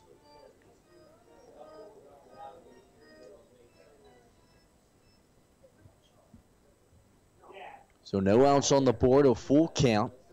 Fiducia over at first base. He's 2 for 2 with a 3-run shot and a single. He has 2 of the 5 hits on the day for the Rivets. Nick Parr, the righty, comes set at the hip, sends in the payoff. Runner off from first, swung on, ground ball to Ben Hart at third. Backhands it, throws it across the field. A great defensive play there by Ben Hart. He has struggled this season in the field, currently leads all third basemen in the Northwoods League in errors with 5. Not a stat you want to lead.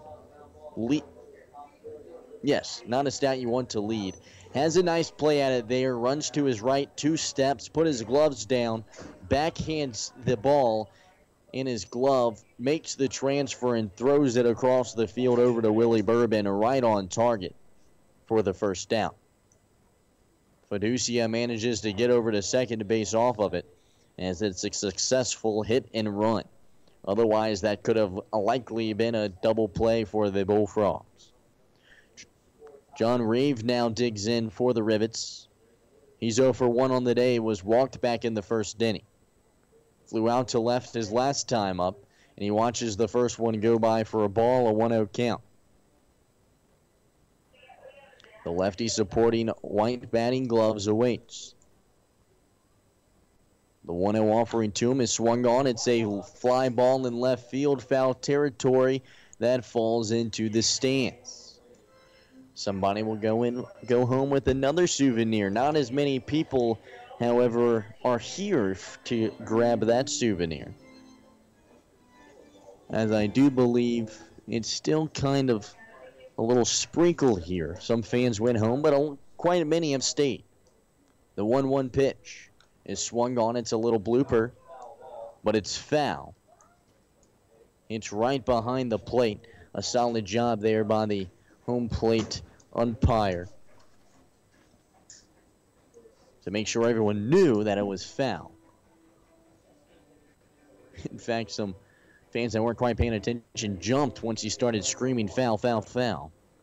But the count moves to 1-2 with one out on the board. Fiducia takes the lead from second. Parr gives him a look and sends in the 1-2. Swung on, ground ball to Grant Frazier at third. Scoops it up easily. Sides-arm it to Bourbon at first. And 2 outs on the board now after the 4-3 out.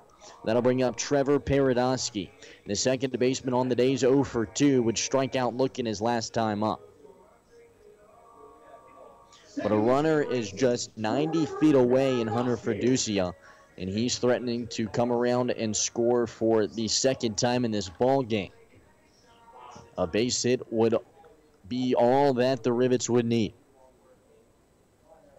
Paradosky awaits. The lefty puts his bat way above his head, crowding the plate. Open stance, watches the first one go by for a ball, a 1-0 count.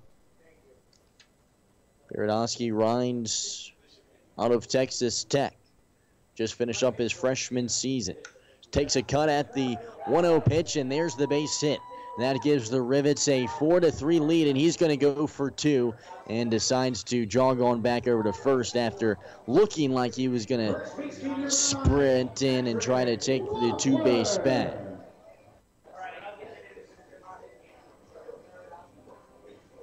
So some clutch hitting from the Rivets here gives them a 4-3 lead. The 3-run shot from Fiducia back in the second inning came with 2 outs on the board, and an RBI single from Paradosky gives them a 4-3 lead. Bullfrogs now trail by 1. Loeffler is now batting for the Rivets, another lefty in this lineup. Throw back to first. Paradosky comes back safely.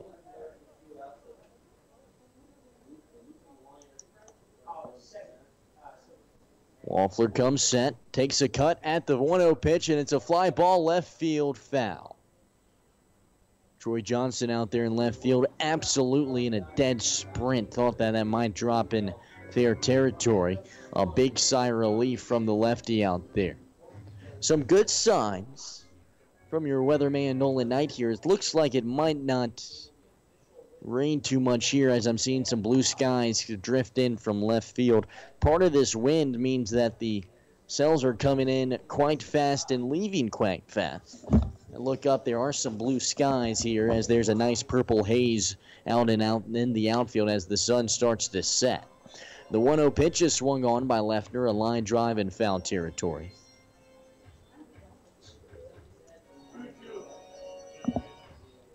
A 1-2 count.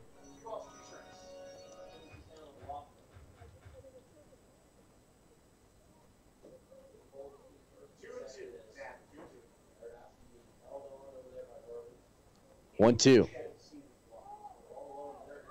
And that's off the inside elbow, it looks like, of Loeffler. I didn't see where it hit him. I think it might have hit his arm and went straight into the dirt, because when it comes across, it lands right on home plate, and Plunkett actually went and scampered for it to make sure that the runner didn't go anywhere. But in fact, it is a hit by pitch. The first of the game for the Bullfrogs. They actually lead the league in that category. But the Rivets here staring down the possibility of possibly tacking on some more runs with runners at first and second. Ryan Hutchinson digs in. The first pitch he sees is a fastball that runs inside, a 1-0 count.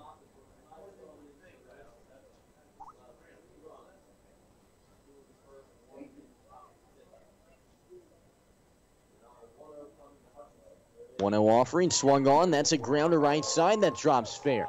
Kyle Benio comes set and launches one over to the third baseman, and it's not in time.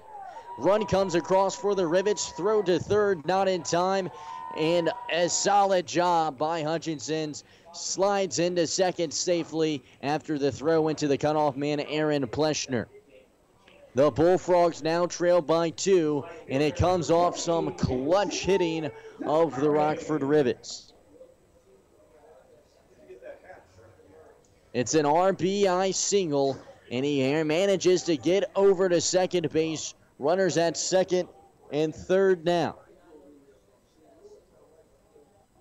J.C. DeMurray will dig in now, the right fielder who's 1 for 2 on the day. There's a right-handed pitcher warming up in the bullpen for the Frogs now. DeMurray chases the first pitch he sees and misses. 0-1.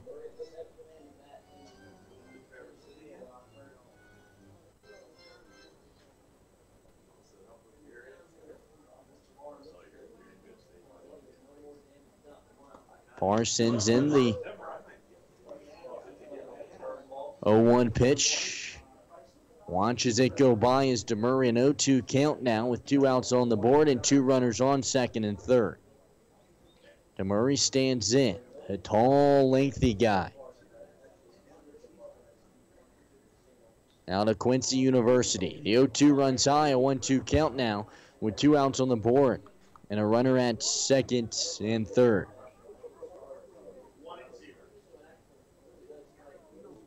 Murray comes into the contest for the Rivets, supporting a .273 batting average. Nick Parr comes set at the hip, sends in the 2-1. Swing and a miss, strike 3. It's the third K of the day for Nick Parr, but the Rockford Rivets manage a couple of runs, and they lead 5-3 here after 5 frames. On to the 6th we go. You're listening to the WOCO Sports Stream on the Bullfrogs Radio Network. Stay tuned. Have you discovered the privileges of membership? NEW Credit Union is a full-service, member-owned financial cooperative, where many of the services are low-cost or no-cost. NEW Credit Union offers a full range of financial management products, including savings, share draft checking, consumer, auto, recreational vehicle, and home loans, as well as financial counseling resources. Offices are located at 301 Jackson Street, O'Connell Falls, 405 Pecor Street, O'Connell, and 717 East Main Street, Surrey. Online at newcu.org. We also have easy member account access with your smartphone through our mobile money app. NEW Credit Union is federally insured by the National Credit Union Administration and is an equal housing opportunity lender, serving all who live or work in Brown, Marinette, Oconto, and Shawano counties. Members matter most at NEW Credit Union, where we can help you own it.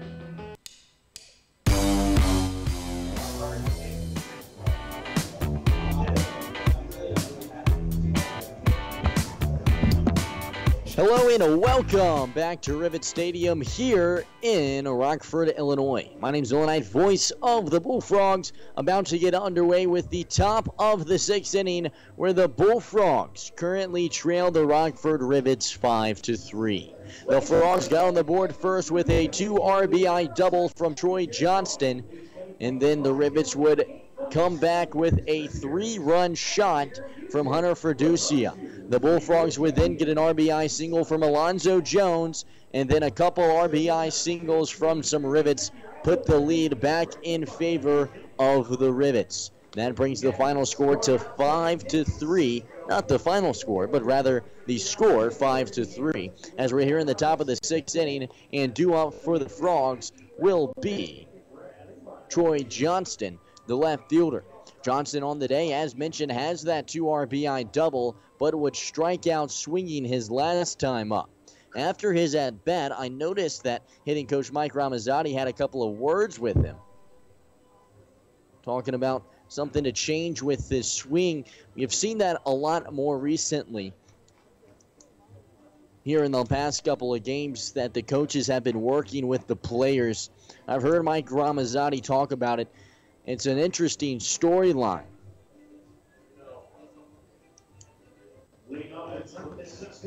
That these guys in the Northwoods League, of course, they come from all these different schools. They have their own hitting coaches, their personal hitting trainers at their school. And so they think that they're doing it right. They have something drilled in their brain as what looks like a rainbow almost starts to form in right field. Troy Johnson comes set, takes a cut at the first, and it misses. 0-1.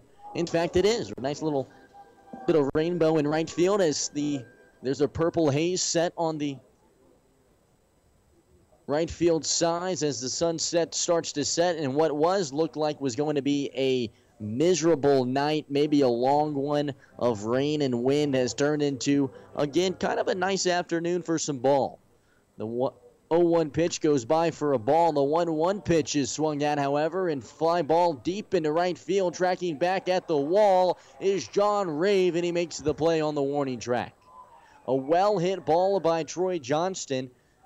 I just talked about how he got some tips from the hitting coach, Mike Ramazzani. Well, looked like it kind of paid off there. A very well-hit ball deep into right center field, but not enough power on it as John Rave gets underneath of it and grabs it on the run for the first out. That'll bring up Tanner Poole, the designated hitter, who is 0 for 1 on the day. Was hit by a pitch his last time up. First pitch he sees from Moffitt's a fastball that runs inside of the strike zone, 0-1. Talked about, of course, these guys, of course, come into the Northwoods League thinking that, you know, what they've been told is the only way to do it at their respective schools as the 0-1 pitch goes by for a strike, 1-1. But Ramazzani says that you need guys to fail a lot. They have to hit rock bottom, and then they'll come ask you for help. 1-1 pitch, swung on, ground ball to the shortstop, Houston. Catches it on the run, throws it on the run as well to the first baseman, Loeffler, and it beats out Tanner Poole by a couple of steps, second out on the board. That will bring up Kyle Benio, the Youngstown State kid. The right fielder on the day is 0 for 2, hitting to a double play his last time up. But Ramazzani talked about how once the kids hit rock bottom, then you can give them some tips and try to progress them. Of course, the Northwoods League, a developmental league, and here a third of the way through the season, I'm starting to see the coaches give us a lot more tips and tricks than they did, say, the first game of the season. First pitch that Benio sees goes by for a ball, fastball outside, 1-0.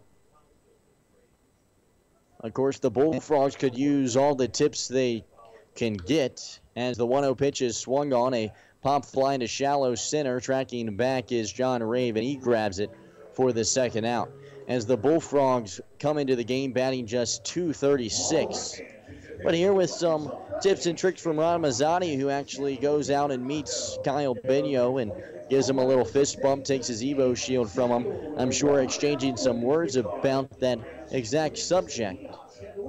We'll see if it has any effect on the Frogs. They, of course, on a 3-game skid here in Rockford, and they trail here in the bottom of the 6th inning, or middle half of the 6th, rather, as we're going to the bottom half. There's going to be a new pitcher on the mound for the Frogs. Stay tuned. We'll be back with the bottom of the 6th after this. You're listening to the WOCO Sports Stream on the Bullfrogs Radio Network. Stay tuned. The combinations are brought to you by American Inn Lodge and Suites, Green Bay West. For toll-free reservations, contact 800-634-3444. American Inn Lodge and Suites, Green Bay West. Welcome to genuine American hospitality. Do you need help organizing your medications? Stop in and see us at the O'Connell Pharmacy about our monthly bubble packing system. The O'Connell Pharmacy, our family helping your family. Triangle Distributing is a diversified distributor of high-quality beverages that is focused on providing customer satisfaction, service with well-trained personnel that drives the market through teamwork, goals, and strong relationships.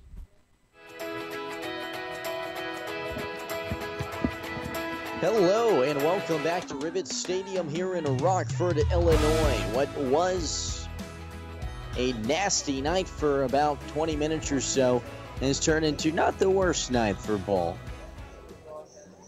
Granted, every once in a while you can feel some raindrops and whatnot here at Rivet Stadium, of course, former home of the Aviators. As here in front of me actually sits an Aviators umbrella supporting that blue and orange colors. Of course, all of the seats here, that royal blue color that the Aviators used to hold. And a minor league team that was here some years back. It was home to many different minor league teams here in Rockford, Illinois. In fact, my studio mate Larry looked up some of them. From 88 to 92, the Expos were here. In the 93 and 94 season, the Cubs. 95 to 98 was the Cubs, rather. And then the Royals had it from 93 to 94. And then the Reds finished it out in 99. New pitcher out on the mound for the Bullfrogs. It's Jake Esp. The right-handed hurler sends in the first pitch. It goes by for a strike, 0-1. The new batter up for the Rockford Rivets is Brian Klein, and the 0-1 pitch runs outside. A 1-1 count now for Klein. Klein 0 for 1 on the day, would fly out to left his last time up and would be walked back in that second inning. Came around to score, was a part of the parade of runners that came around during the Fiducia home run. As the 1-1 pitch goes by for a ball, 2-1 count now. The 2-1 delivery declines, a fastball that swung on and fouled back past the press box here. 2-2 count now with no outs on the board, nobody on. We just got underway with the bottom of the 6th inning, where the Bullfrogs trail the Rockford Rivets 3-5.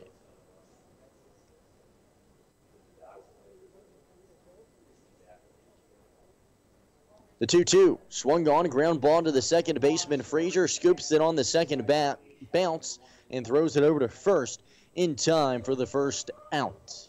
I hate to keep giving weather updates, but those kind of things do play a part in the game. The 2-2 pitch, of course, went down during as the rain started to fall again. So you never know if maybe that has an effect on something. So I think that it's worth the mention. So we are back into a steady little rain here. Most of the fans that have stuck around either have rain jackets or umbrellas. And it gets a little heavier here as the new batter, Zach Reams, stands in. The designated hitter watches the first one go by for a strike, 0-1. Reams on the day 0 for 2 with a strikeout and hit into a double play his last time up, not having the best game thus far. He's a guy that, as mentioned, started the year off hot, but has cooled off since. 0-1 pitch, swung on and missed, 0-2.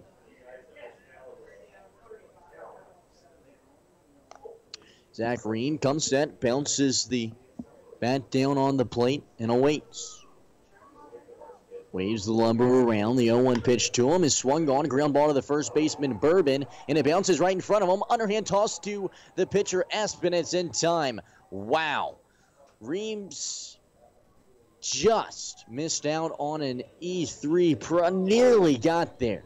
The throw from the first baseman just beats out Reams by a couple of steps. It's a hot shot of a grounder that takes an odd bounce off of the infield grass right into the chest of Willie Bourbon and bounces up above his head. He could not find where it was, ended up bouncing right in front of him, manages to catch it barehanded and then shovel pass it to Jake Esp, who had came over to cover the bag, and rightfully so. If he stays out on the mound there, that's going to be a base runner for the Rivets. First pitch that the new batter sees, Fiducia runs high, 1-0. Fiducia on the day's 2 for 2 with a 3-run shot and a single. Would start off that 5th inning with the single and would come around to score.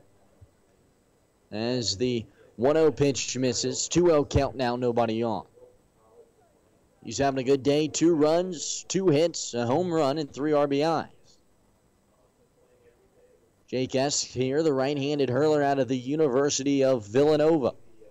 Or rather, Villanova University, I think is the correct pronunciation. 2-1 runs inside a 2. So 2 balls, 1 strike here, 2 outs on the board, nobody on. Bottom of the 6th inning, a Bullfrogs trail by 2 runs, 5-3. The 2-1 offering, fastball runs wide. Scoreboard says 1-1, but it should be 3-1. If my calculations are correct. In fact, there it is, 3-1. S takes a breath, sends in the 3-1. Fastball swung on, fly ball into left field. Tracking back is Troy Johnston's got a read on it and makes the grab as he scowls back, creeping underneath of it, and finally makes the grab. It stayed up there for a while, but it's the 3rd out on the board, and the Bullfrogs put them down in order. That'll do it for the 6th inning. On to the 7th we go. The rain continues to fall here. That'll do it here for the 7th inning, or rather, 6th inning. You're listening to the WOCO Sports Stream. And wait a minute, Tarp's going to come back out on the field. We'll see what's going on. You're listening to the WOCO Sports Stream on the Bullfrogs Radio Network. Stay tuned. Honey, get the camera. Riley's rolling again. That dog always gets excited up here at the cabin. Riley loves the woods, don't you, Riley? Roll, Riley, roll. You getting this? I'm getting it all. It's fabulous. But we can't upload it until we get home. Right, no data connection up here. Challenge. Coach McCarthy? Mason Crosby. Switch to Cellcom, guys. Our coverage is great, whether you're out here or anywhere coast to coast. Yeah, Riley's fans don't want to wait. Now Riley's really on a roll. At Cellcom, we've got you covered out in the country and all across the country. Cellcom, built for you. Very athletic. I think we can use him on special teams. But not to kick, right? We'll see. This summer at Cellcom, save $100 on a new LG G6, and we'll cover your cost to switch from another carrier. Cellcom, built for you. Activation, flex agreement, and data subscription required. Device trade-in required. Restrictions apply. Trademarks and names are property of their respective owners. Visit cellcom.com/save for complete details.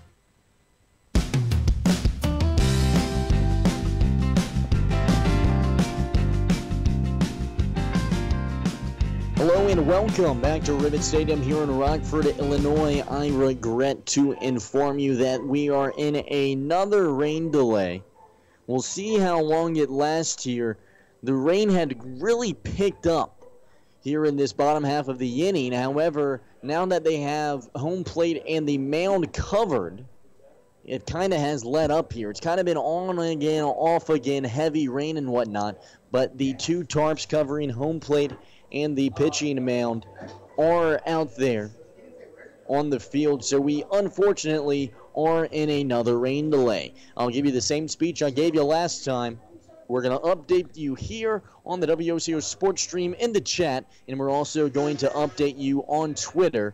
And if you're not following on Twitter, it is at GB Bullfrogs. We'll give you updates throughout the game as well. While I'm giving you things to follow, might as well follow the Instagram page as well at GB Bullfrogs to give an idea of what the team does on the road. And check the stories out there. Of course, I run both of those pages, and I think I do a pretty good job of them. Of course, follow us on Facebook as well at Green Bay Bullfrogs. Just search that. You'll find it. It's easy enough.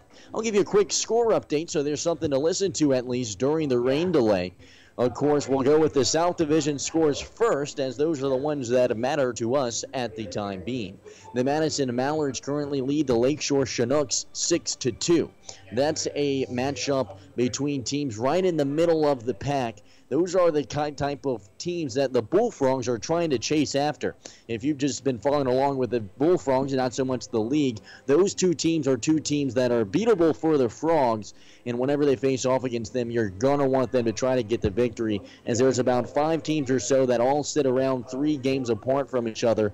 Those two teams are 2 of them. The Madison Mallards currently sit at 500 on the year. The Lakeshore Chinooks just below 500. The Wisconsin Woodchucks, who are currently tied with the Bullfrogs at 9-15 on the season, trail the Kingfish of Kenosha 3-4 in the bottom of the 8th. In the bottom of the 7th against the Kalamazoo Growlers and the Fond du Lac Dock Spiders, which would be the 10th and 7th place teams in the South Divisions, the Growlers lead 4-2. The Growlers, of course, struggling the most this season. They have just 6 wins. And the Wisconsin Rapids Rafters, who just seem to be the best team in the nation, lead the Battle Creek Bombers, who are 3rd in the South Division, 8-1. Give you the scores for the North Division as well while we're at it, why don't we? The Rochester Honkers trail the Eau Claire Express 3-11 in the bottom of the 6A. The Waterloo Bucks, who currently sit at the top of the North, are beating the Duluth Huskies 5-0. The Wilmer Stingers have a 3-1 lead over the La Crosse Loggers. And the Bismarck Larks are tied up with the Mankato Moondogs 7-7 in the top of the 8th inning. As I'm speaking, they are now taking the tarp back off of the field here. And the only final score of the day, the Thunder Bay Border Cats defeat the St. Cloud Rocks 8-3. That's notable because the Thunder Bay Border Cats, of course, currently sit at the bottom of the North Division, and the St. Cloud Rocks sit at the top. We are going to step aside here as we try to figure out what's going on with this rain delay. I'll give you the spiel one more time. You can get your updates here on the WOCO Sports Stream, and you can also get your updates on our Twitter page at GB Bullfrogs. We're going to step aside again, another rain delay. This game's going to get finished one way or another as we're about to get underway with the top of the 7th inning. I'm looking out past the left field side where all these storm clouds are coming from, and I'm seeing another gap in the system. So if the Bullfrogs can just get past that 7th inning, then it could be called a complete game at the end of the day. Then you wouldn't have to make it up. And really, that's the goal, but that would not be the best scenario for the Bullfrogs as they trail here 3-5. We were supposed to get underway with the top of the 7th, but we're going to step aside here due to the rain delay. We'll be back on air when we are back in action. You're listening to the WOCO Sports Stream and the Bullfrogs Radio Network. Stay tuned. I loved playing high school sports. I loved the competition, the camaraderie, the bands, the crowds, all the pageantry, and I wanted to keep playing. But I graduated. No colleges called, and neither did the pros. So, to stay close to the game I loved, I decided to become a high school official. You know, a referee. When I played high school sports, I learned the importance of integrity, good sportsmanship, and respect for the rules. Now, as a high school official, I get to help model these same values to others. Maybe the colleges and the pros didn't call, but the kids in Wisconsin did. And now, I'm enjoying the competition, the camaraderie, the bands, the crowds, and all the pageantry of high school sports all over again. This message presented by the Wisconsin Interscholastic Athletic Association and the Wisconsin Athletic Directors Association. You're listening to your number one station for youth sports, WOCO Stereo FM, O'Connell, Wisconsin. This is Larry Fitzgerald with Game Day Goal. Tune in to WOCO FM 107.1 Fridays at 6 p.m. to hear me and Eric Nelson discuss the sports topics of the day.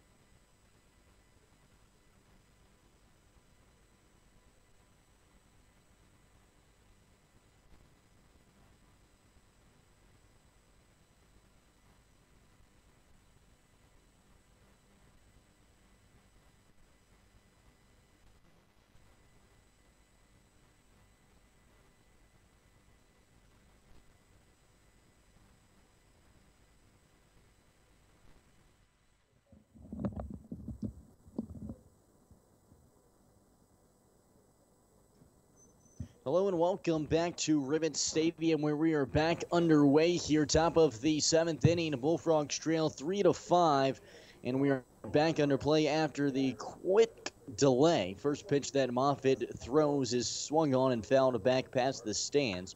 0-1 count. Bourbon takes a cut at the 0-1 pitch. It's a slow grounder to the third baseman, Klein. He scoops it up, throws it over across the field to Loeffler, and he makes the grab for the first out of the inning. That'll bring up Ben Hart, the third baseman today for the Bullfrogs, batting into 7th hole. The third baseman is 1 for 2 on the day, would belt a triple to start off the top of the 5th inning, and then would be hit in by Alonzo Jones. Watches the first one go by for a strike. 0-1.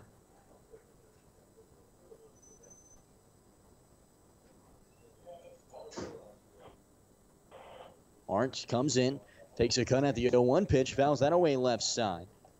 0-2. Ben Hart out of Oakland University. Coming off a season where he kind of struggled at the plate, but 2 years ago would bat around 300 for the Golden Grizzlies. 0-2 pitch, swung on. That's a line drive into right field. And running forward a few steps is the right fielder, J.C. DeMurray. Doesn't trouble him much. Makes the grab. 2 up, 2 down. That'll bring up Zach Plunkett, the catcher today for the Frogs. The Arkansas product. Of course, sat out this season for the Razorbacks due to redshirting out of TCU. Talk about playing for a couple good baseball programs. First pitch he sees, swung on and missed. 0-1. Was a part of that Horned Frogs team that made it all the way to the College World Series 2 years ago. 0-1 pitch, fastball. That one misses the zone. 1-1 count, 2 outs on the board. Nobody on. Top of the 7th. Frogs trail by 2, 5-3. The 1-1. Change up there. That one gets in there. A 1-0 count. A 1-2 count, rather, with 2 outs on the board. Grant Frazier stands on deck in the 9-hole. Plunkett awaits. The 1-2. Fastball. That one's low. Evens up the count. Deuces wild. 2 balls, 2 strikes, 2 outs.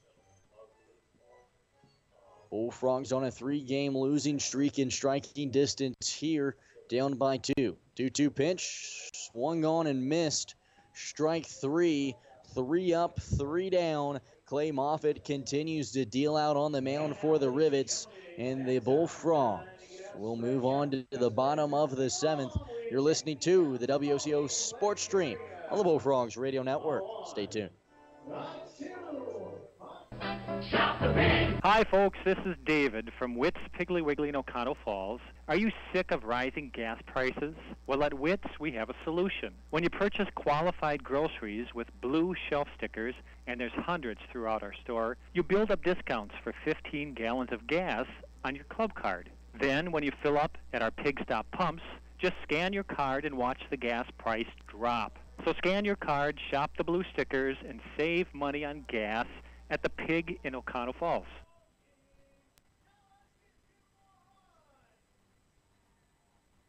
They say the great American dream is starting and owning your own business. A lot of you out there right now probably do stuff on the side. Do you regard it just as hobbies and don't even include it on your taxes? What tax savings opportunities are you missing with all the loopholes that the tax code is chock full of?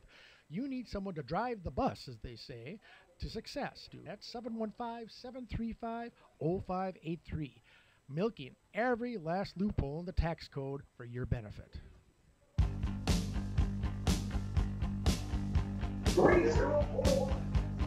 Hello and welcome back to Rivet Stadium here in Rockford, Illinois. My name is Nolan Knight, voice of the Bullfrogs, about to get underway with the bottom of the 7th inning, where, of course, the 7th inning stretch just got finished playing. The Bullfrogs currently trail the Rockford Rivets 5-3 here.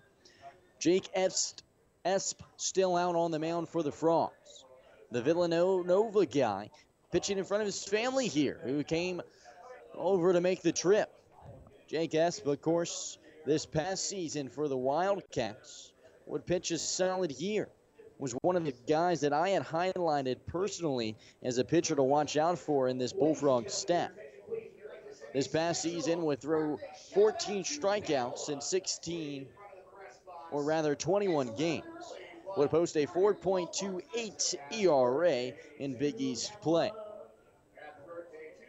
Was ranked the 19th best right-handed pitcher out of his state of Illinois. He's a local guy out of Sugar Grove. Solid basketball player as well. Got 3 letters in that one.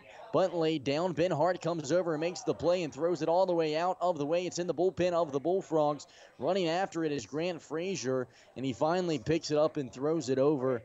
Ben Hart had scampered in to try to make a highlight reel play, but it comes back to bite him as his sidearm tosses all the way over in the bullpen of the Bullfrogs. Ayers bails it. Willie Bourbon has no shot on it. You want to tip your hat off to Hart for the effort on it, but it's not executed. It'll go down as an E5. It's a slow grounder. He attacked it viciously. Tries to make the off-balance throw over to first. I was ready to belt out a call praising him, but it's a throwing error by the third baseman, and a runner over at second base now to start off the bottom of the 7th, and the 2-hole hitter squares in John Ray. First pitch you see shows bunt, lays that one down the third base bag, and another perfectly executed bunt that actually ends up rolling foul.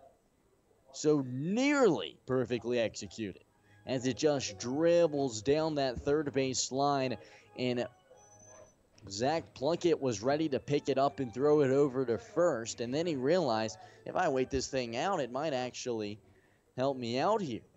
And sure enough, it does. Just continues on rolling and just goes past the line there. So Rave comes back and steps in. The left-handed hitter out of Illinois State. 6 foot 170, tall, slim guy. Ben Hart standing at the cusp of the infield grass over at third. Epps sends in the 0-1. It's swung on and missed. Throw down to second from Plunkett's not in time, but it was an impressive toss nonetheless. It was close. Aaron Pleschner comes over to cover the bag from shortstop, and Jeremy Houston slides back safely. An 0-2 count now. Runner at second, no outs on the board. Frogs trail the Rivets 5-3. Jake S. comes set. The tall guy sends in the 0-2. It misses. A 1-2 count. Jake F. 6'5", 215. Tall and slender.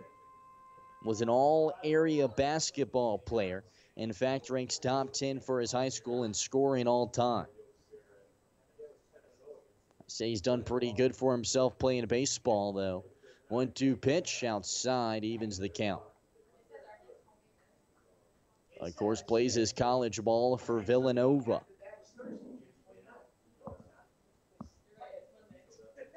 As mentioned, his family's in town watching him play tonight. So he gets the nod on the bump tonight for the Frogs in relief and deals in a 2-2 pitch that just misses the zone low and brings things to a full count. John Reeve does a solid job fighting back after going down 0-2. He stands in, waves the lumber around, and Epps comes set. Checks Houston at second. Gives him another look. Throws back to second. Not in time. Houston back safely. No harm done. Will remain at a full count. John Rave, the Illinois State guy, stands in. Esp sends in the payoff. Swung on and fouled away. It was low. Rave chased after that one, just managed to get a piece on it. Will stand a full count.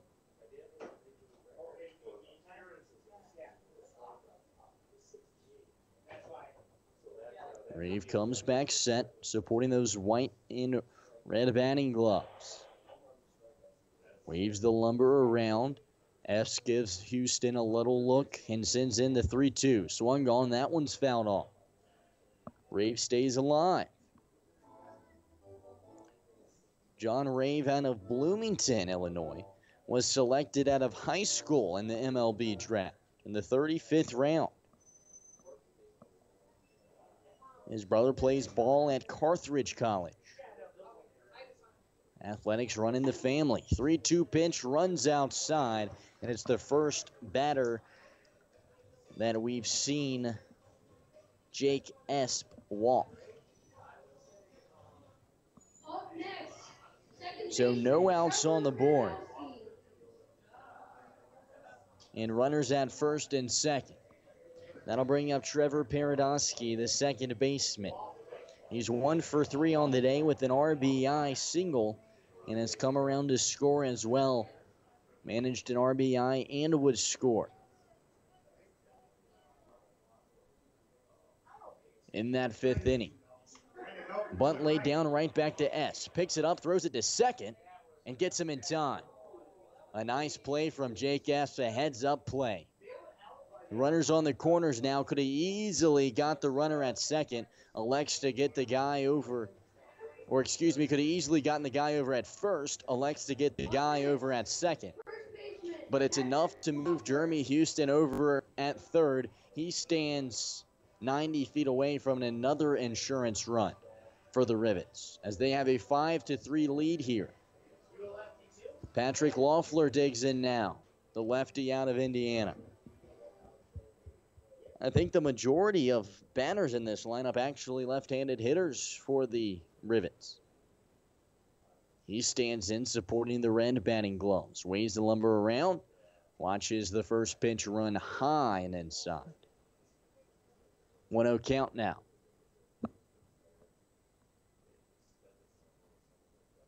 Loeffler, a guy from Illinois as well, Vernon Hills, where he grew up. 1-0 pitch, swung on, a little chopper to Frazier. Hand off to Pleschner, throw to third, in time.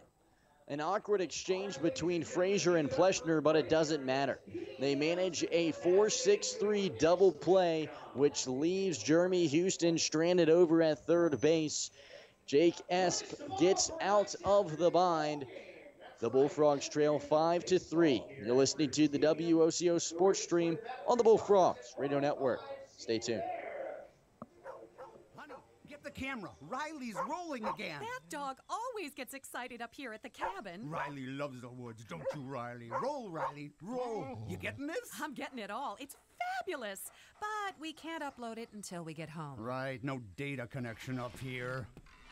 Challenge. Coach McCarthy? Mason Crosby. Switch to Cellcom, guys. Our coverage is great, whether you're out here or anywhere coast to coast. Yeah, Riley's fans don't want to wait. Now Riley's really on a roll. At Cellcom, we've got you covered out in the country and all across the country. Cellcom, built for you. Very athletic. I think we can use him on special teams. But not the kick, right? We'll see. This summer at Cellcom, save $100 on a new LG G6, and we'll cover your cost to switch from another carrier. Cellcom, built for you. Activation, flex agreement, and data subscription required. Device trade-in required. Restrictions apply. Trademarks and names are property of their respective owners. Visit cellcom.com/save for complete details. Monday Funday! Hello and welcome back to Rivet Stadium. Clay Moffitt continues. He's still out on the bump. He's pitched 7 complete as we are about to start the top of the 8th inning. My name is Nolan Knight, voice of the Frogs. Welcome back. Due up for the Frogs will be the 9-1-2 hitters. It'll be Grant Frazier, the right-handed hitter out of Central Michigan, digging in here for the Frogs. Frazier on the day, 0 for 2. Was hit by a pitch his last time up.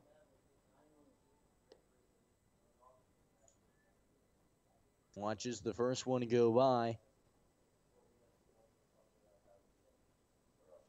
Or rather stands back in. Now he watches the first one go by. It finds the zone. A little early on myself, 0-1. Moffitt on the day has allowed 5 hits and 3 earned runs and struck out 4. He sends in the 0-1 pitch, which finds the zone also. An 0-2 count now.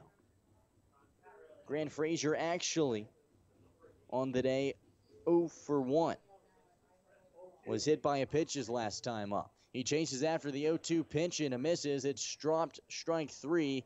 The catcher, Fiducia, pops up, throws it over to first to end out the at-bat. The 5th strikeout of the day to Moffitt. That'll bring up Alonzo Jones, the brightest spot in the lineup for the Bullfrogs. Last night would belt a triple and a 2-run shot. So far on the day, Alonzo Jones is 2 for 3 with 2 singles and an RBI. Stands in, shows bunt, lays it down. Left side foul. The left-handed, or rather I should say switch hitter, batting left-handed against the right-handed Moffitt, who has pitched a great game for the Rivets. Of course, last night, Garneth would pitch a great game as well, and Alonzo Jones takes a cut at the 0-1 pitch and uses that speed to get over to first base for the infield single. I've talked about how much speed Alonzo Jones has, and I will continue to talk about it. It is impressive. That looked like, for a Normer batter, will be an easy 3-1 out, where the first baseman underhand tosses it to the pitcher, and it gets the guy out. But Jones, who runs a 6.160, is able to beat out the throw easily from Patrick Loeffler and manages what would normally be an easy out into an infield single. Aaron Pleshner now digs in. The righty out of San Jose State awaits the offering from Moffitt, who takes a breath and sends it. Jones off from first. Throw down to second. Not in time. Alonzo Jones slides in safely. In fact, that's his first stolen base of the season.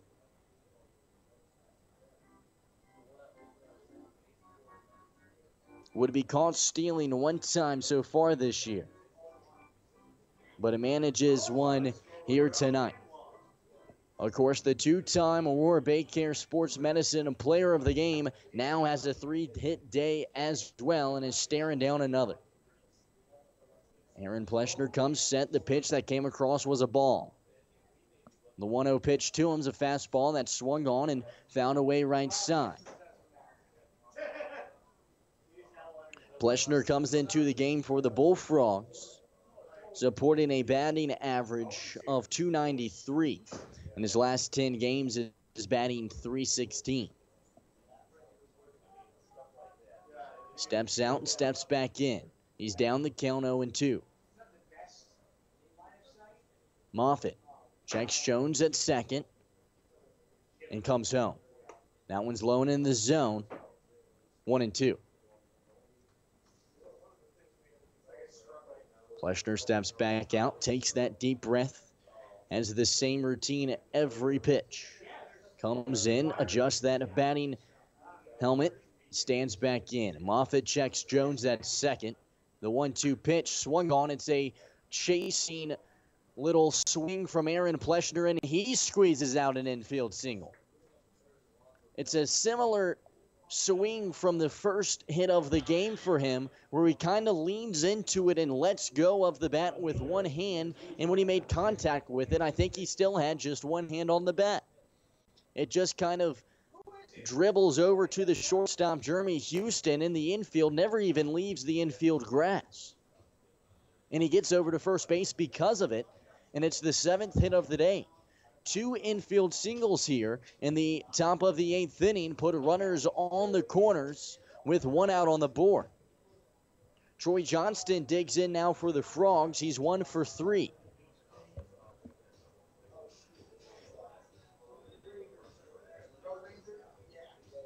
Troy Johnston would square in and about a 2 RBI double, which scored Alonzo Jones and Aaron Pleshner back in the first inning. Can he do it again? Fastball's the first one he sees. Line drive, left side, foul. 0-1. Johnston would be the go-ahead run at the plate. Aaron Pleshner would be the tying run over at first. Clay Moffitt continues to stay out on the mound after receiving a visit from his coach between batters. He comes set, throws back to first. Pleshner slides back safely. Clay Moffitt takes a look over at his shortstop, who gives him a thumbs up. And Aaron Pleshner and Alonzo Jones take their leads. The 0-1 pitch is swung on. It's a fly ball into left field. Alonzo Jones is going to tag up. In fact, it drops fair. Jones running in, and he comes across to score. Off the bat, it looked like an easy pop-up, and it might be a put-out for Ryan Hutchinson's. And you think Alonzo Jones is going to try to tag up and score, but he doesn't have to. It drops fair, and 3 straight singles in a row now for the Bullfrogs. They now are within 1 run. The Bullfrogs trail by just 1, 4-5, and Clay Moffitt's day is over. He pitches 7 1/3 innings for the Rockford Rivets, allowing 4 earned runs and 8 hits. We're going to step aside for the pitching change. You're listening to the WOCO Sports Stream on the Bullfrogs Radio Network. Stay tuned.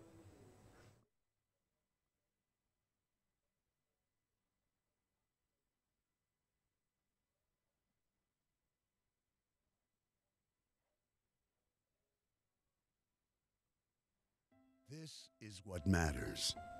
This is beyond X's and O's. This is the difference mutual respect makes. This is what character looks like. This is what defines us in Wisconsin. This is sportsmanship. School sports, it's not the outcome that matters most, but the way the games are played. This message presented by the Wisconsin Interscholastic Athletic Association and the Wisconsin Athletic Directors Association.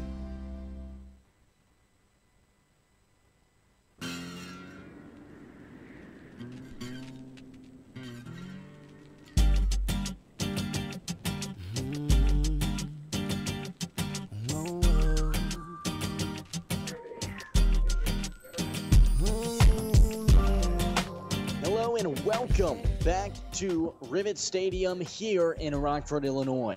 The Bullfrogs have runners at first and second base with 1 out on the board.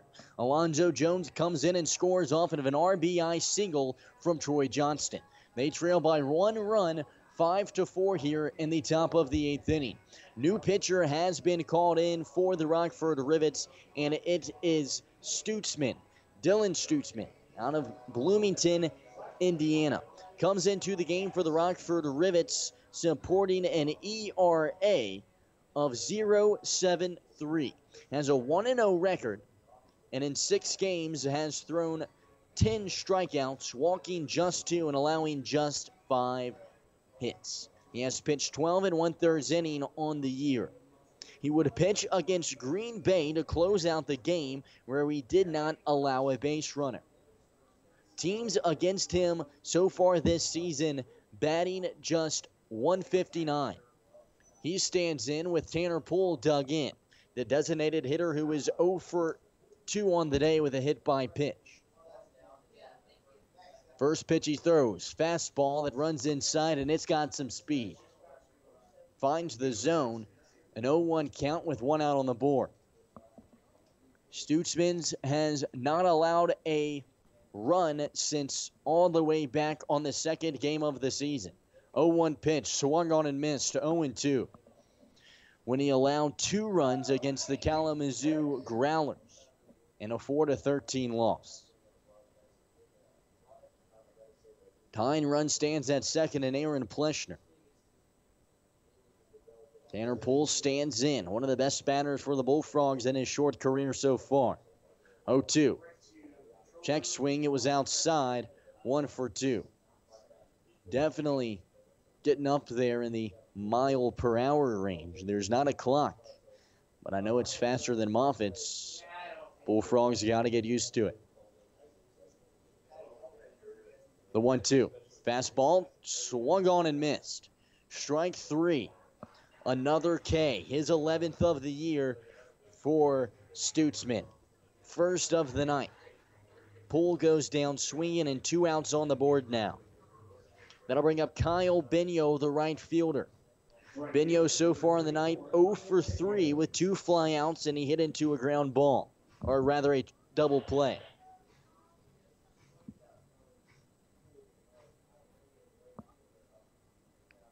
Benio calls time. He'll step out and rearrange the dirt underneath of his cleats.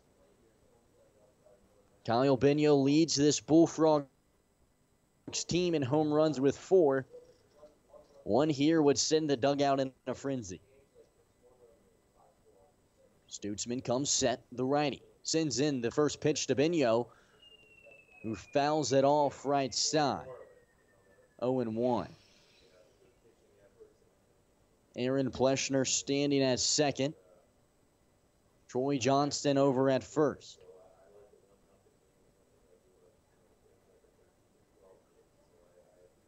Kyle Benio awaits the 0-1 delivery. That one misses.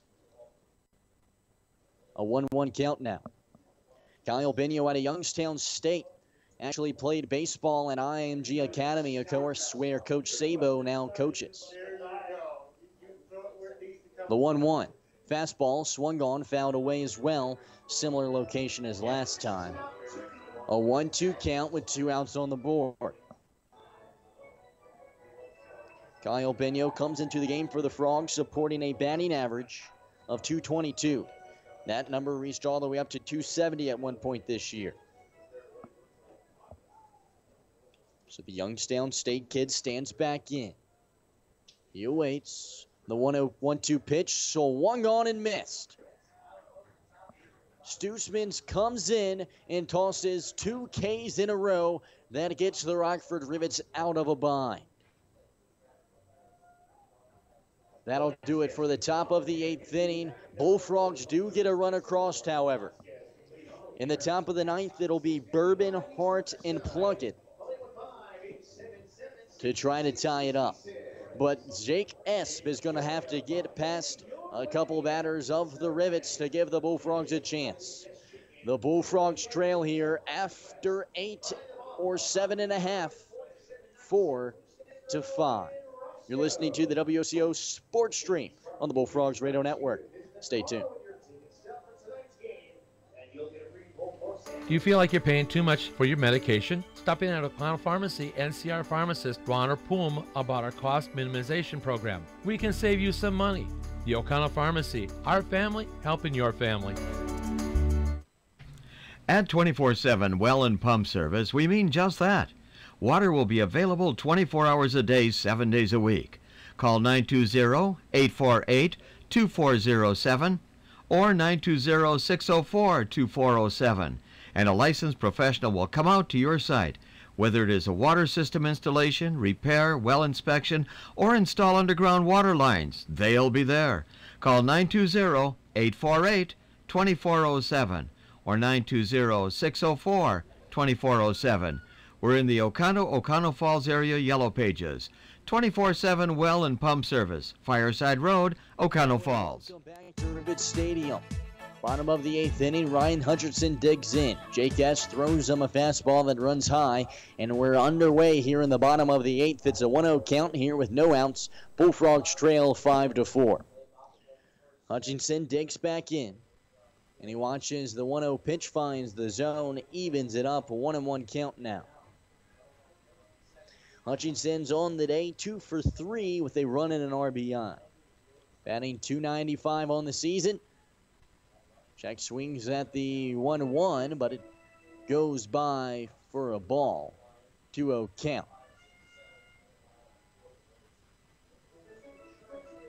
Zach Plunkett thought that one was off of the bat of Hutchinson's, and it's a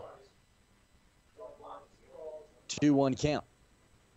Jake S. sends in the 2-1, and it's a fastball that swung on. It's a blooper to the second baseman, Grant Frazier, who I don't even think has to move to make the grab. First batter retired. That'll bring up the right fielder, J.C. DeMurray. DeMurray on the day, 1 for 3 with a strikeout. As Jake S. tries to give his Bullfrogs a chance. They would take the early lead 2-0 back in the first inning, which would be responded with 3 runs in the bottom of the second. The Frogs would tie it up in the top of the 5th. To make the score 3-3, S spins in a fastball that runs high, a 1-0 count now to DeMurray. And then the Rivets would tack on 2 more in the bottom half of the 5th. responding with every shot. 1-0 pitch. Swung on and missed. 1-1. The Bullfrogs would then put a run up in the top of the 8th inning off an RBI single from Troy Johnston. And that's where we are now. Bottom of the 8th with 1 out on the board. The 1-1 pitch to DeMurray is swung on and fouled away right side over near the clubhouses. A 1-2 count now. J.C. DeMurray out of Quincy University. 12 hits this past year and 14 starts. He sends in the 1-2. Swung on a belting fly ball deep into left field. Tracking back is Johnston at the warning track and makes the grab. Off the bat, that looked dangerous. And Jake S. lets out a sigh of relief after that one. Troy Johnston tracking way back and jokes around with his outfielder, Alonzo Jones. He had to make a couple adjustments out there before making the grab, but no harm done. 2 batters up, 2 batters down. That will bring up Brian Klein. Klein on the day 0 for 2 with a walk. Watches the first one go by for a ball, 1-0 count. He would come around to score as well in this one.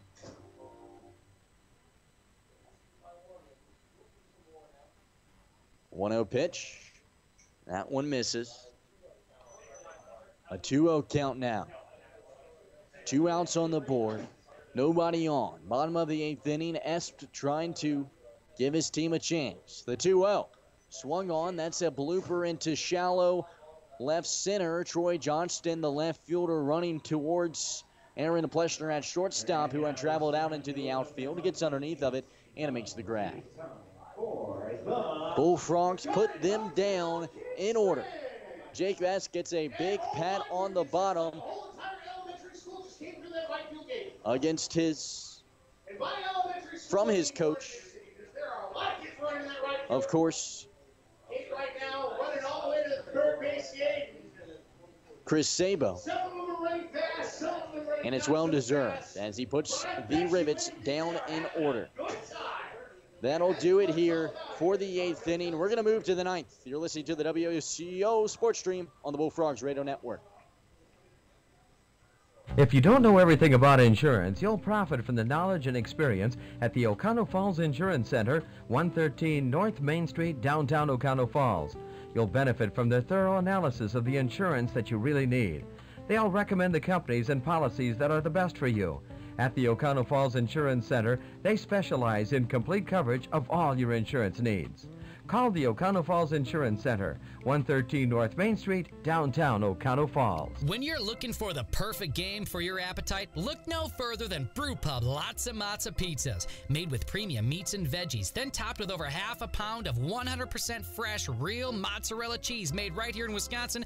Every Brew Pub Lots of Matza Pizza is a home run. Made with the hungry in mind, Brew Pub pizzas are big, bold, and belong in the big leagues of the frozen pizza industry. Enjoy a delicious piece of Brew Pub Lots of Matza Pizza right now from the concession stand, or pick one up at your local favorite grocery store. Brew Pub Lots of Matza Pizzas, the ingredients for a great time.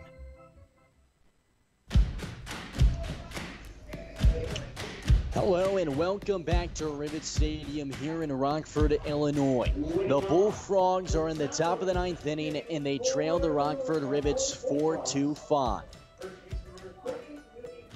Willie Bourbon digs in now for the Bullfrogs, the left-handed hitter out of Northwestern University. First pitch he sees from Stutzman. Fastball, swung on and missed. An 0-1 count with no outs on the board now. Bourbon with one home run on the season and supporting a batting average just below 200. He digs in. The 0-1 outside evens the count. 1 ball and 1 strike.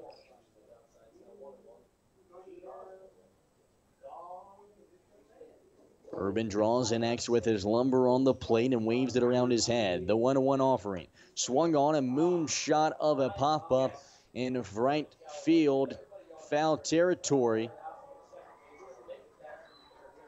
And it looks like the second baseman, Trevor Paradosky, runs all the way over and gets underneath of it as it finally falls down into his glove.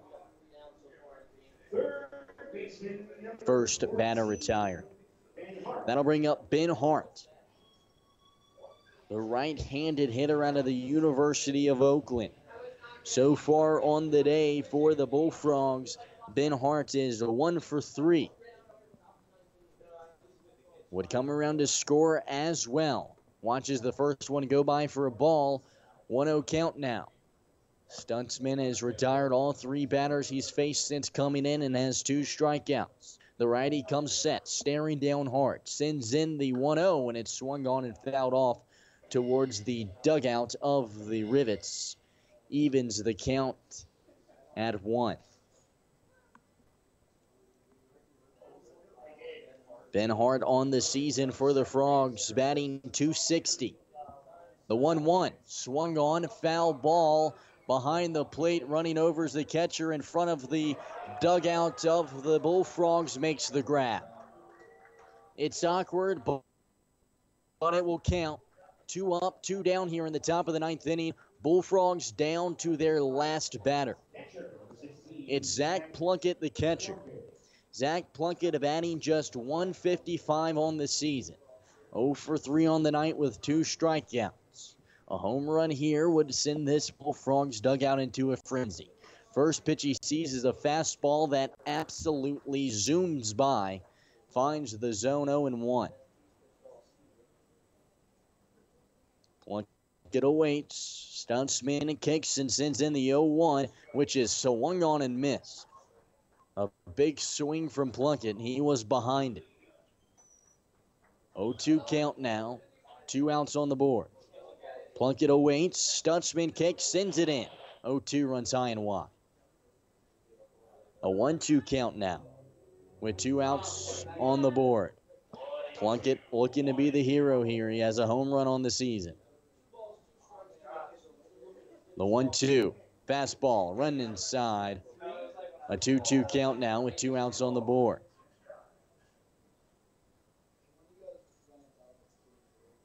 Plunkett draws the X on the plate and stands in. The righty from Arkansas watches the 2-2 pitch go by, takes a swing at it, and a miss. It's 3 strikeouts and 5 batters for Stuntsman, and he closes things out here for the Rockford Rivets, and it continues to be a menace on the mound for the Rockford Rivets. The Bullfrogs drop game 2 of the series against the Rockford Rivets 4-5. It was 2 rain delays that were needed to end this one, but yet we still finished in solid time. I'm sure the Bullfrogs would have liked another inning at these guys as they drop game 2 of the series 4-5. 8 hits apiece from both teams, 1 error against the Bullfrogs. The Bullfrogs dropped to 9-16 on the season. They'll face off against the Lakeshore Chinooks tomorrow in Green Bay for a 4:05 showdown. And the Rockford Rivets will be traveling, or rather staying home actually, for their next game. They improved to 15-10 on this season and are in lone possession of 3rd place now. We're going to come back with the pregame show, give you your Aurora Bay Care Sports Medicine Player of the Game, and also give you the scores around the league and take a final look at the box score. You're listening to the WCO Sports Stream on the Bullfrogs Radio Network.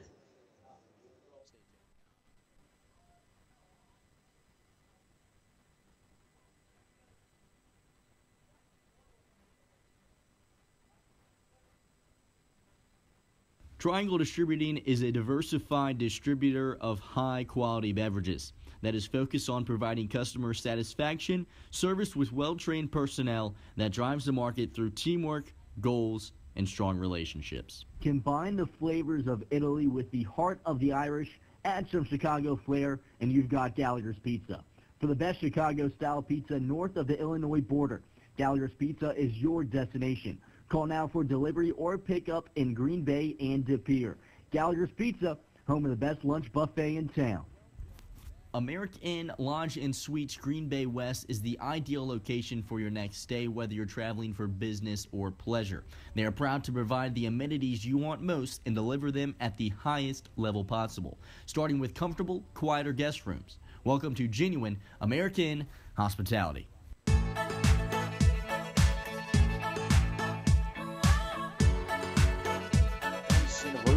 Don't be alarmed. I'm okay. Nonetheless, your winning pitcher for the night, it goes to the Rockford Rivets starter, Clay Moffitt. He pitches an inning and a third, allowing 8 hits, 4 earned runs, and he struck out 5. Stutzman comes in and gets the save. He strikes out 3 of his 5 batters faced, not allowing a base runner. For Green Bay, Nick Parr will get the loss. He pitched 5 innings, allowed 7 hits and 5 earned runs, struck out 3, and had 2 walks. Jake Esp would come in relief and pitched well. Pitched 3 innings, allowed just 1 hit, would walk 1, and strike out none. Your Roar Baycare Sports Medicine player of the game is, as I try to pull up the stats here, give me a moment. Of course, who else would it be? Alonzo Jones. His 3rd night in a row getting the honors. He went 3 for 4 with 2 runs and an RBI. Other notable nights would be Aaron Pleshner, who went 2 for 4 with a run. Troy Johnston, who went 2 for 4 with 3 RBIs. And, of course, Ben Hart, who went 1 for 4 with a run as well. Just 4 Bullfrogs managed hits tonight against the Rockford Rivets, which elapsed for 8 hits apiece. Notable nights for the Rivets: Hutchinson's 2 for 4 with an RBI, and Fiducia, who went 2 for 4, had a homer, and would snag 3 RBIs. Let's take a look at the scores around the league.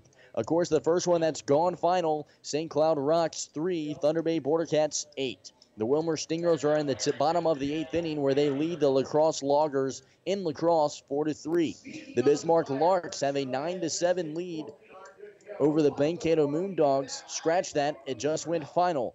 Larks beat the Moondogs 9-7. In the top of the 9th, the Honkers trail the Eau Claire Express 3-13. In the bottom of the 9th, the Growlers have a 7-4 lead over the Dock Spiders. The Madison Mallards have a 6-2 lead that has actually just gone final as well over the Lakeshore Chinooks. The Waterloo Bucks beat the Duluth Huskies 6-0, and the Wisconsin Woodchucks drop a game to the Kingfish 3-4 in Kenosha. And the Wisconsin Rapids Raptors continue their terror on the Northwoods League. They beat the Battle Creek Bombers 8-1. The Green Bay Bullfrogs, again one last time, will be in action tomorrow against the Lakeshore Chinooks for a home and away series. That game is set for 4:05. As always, it's a pleasure calling Green Bay Bullfrogs baseball. It's been Nolan Knight. A big thanks to Larry in the studio. Thanks for sticking with me, and to all you loyal Bullfrogs fans that have stuck around. I'll catch you tomorrow at 4:05. Stay tuned. American Lodge and Suites Green Bay West is the ideal location for your next stay, whether you're traveling for business or pleasure. They are proud to provide the amenities you want most and deliver them at the highest level possible, starting with comfortable, quieter guest rooms. Welcome to genuine American hospitality.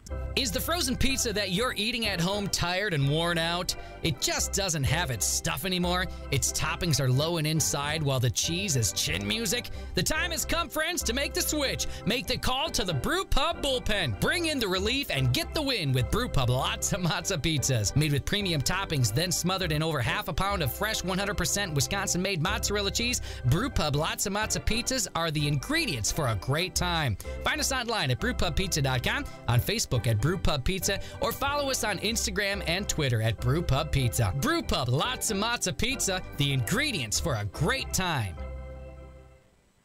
Just like a great coach, State Farm agents Margie Dahl and Oconto and Paul Huberty and Lena can help you develop a game plan for your insurance needs, whether it's car, home, life, health, or business. Agents Margie Dahl and Paul Huberty can help you find the affordable coverage you need when your life and goals change. Agents Margie Dahl and Paul Huberty will be there to help you adjust your insurance game plan with a free family insurance checkup. So for all your insurance needs, call on a winner. State Farm agents Margie Dahl at 834-5151 and Paul Huberty at 829-5555. Did you hear? We've branched into your living room.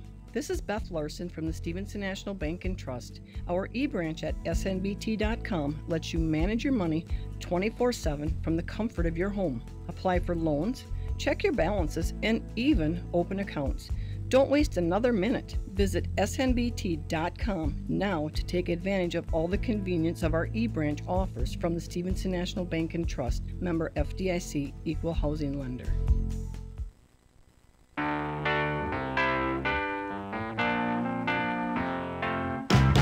Jeremiah was a bullfrog, was a good friend of mine. That has been Green Bay Bullfrog Baseball on WOCO Stereo FM. Today's game being brought to you by 24/7 Well and Pump, Islandfeld, Saskatchewan, and Anderson, the NAW Credit Union, O'Connell Pharmacy, the O'Connell Falls Insurance, Stevenson National Bank and Trust, and Witt's Piggly Wiggly. Also by America Inn, Brew Pub Pizza, Cellcom, Tri-City Glass, and Triangle Distributing. Stay tuned for more Green Bay Bullfrog Baseball on 107.1 WOCO Stereo FM. Have a great day.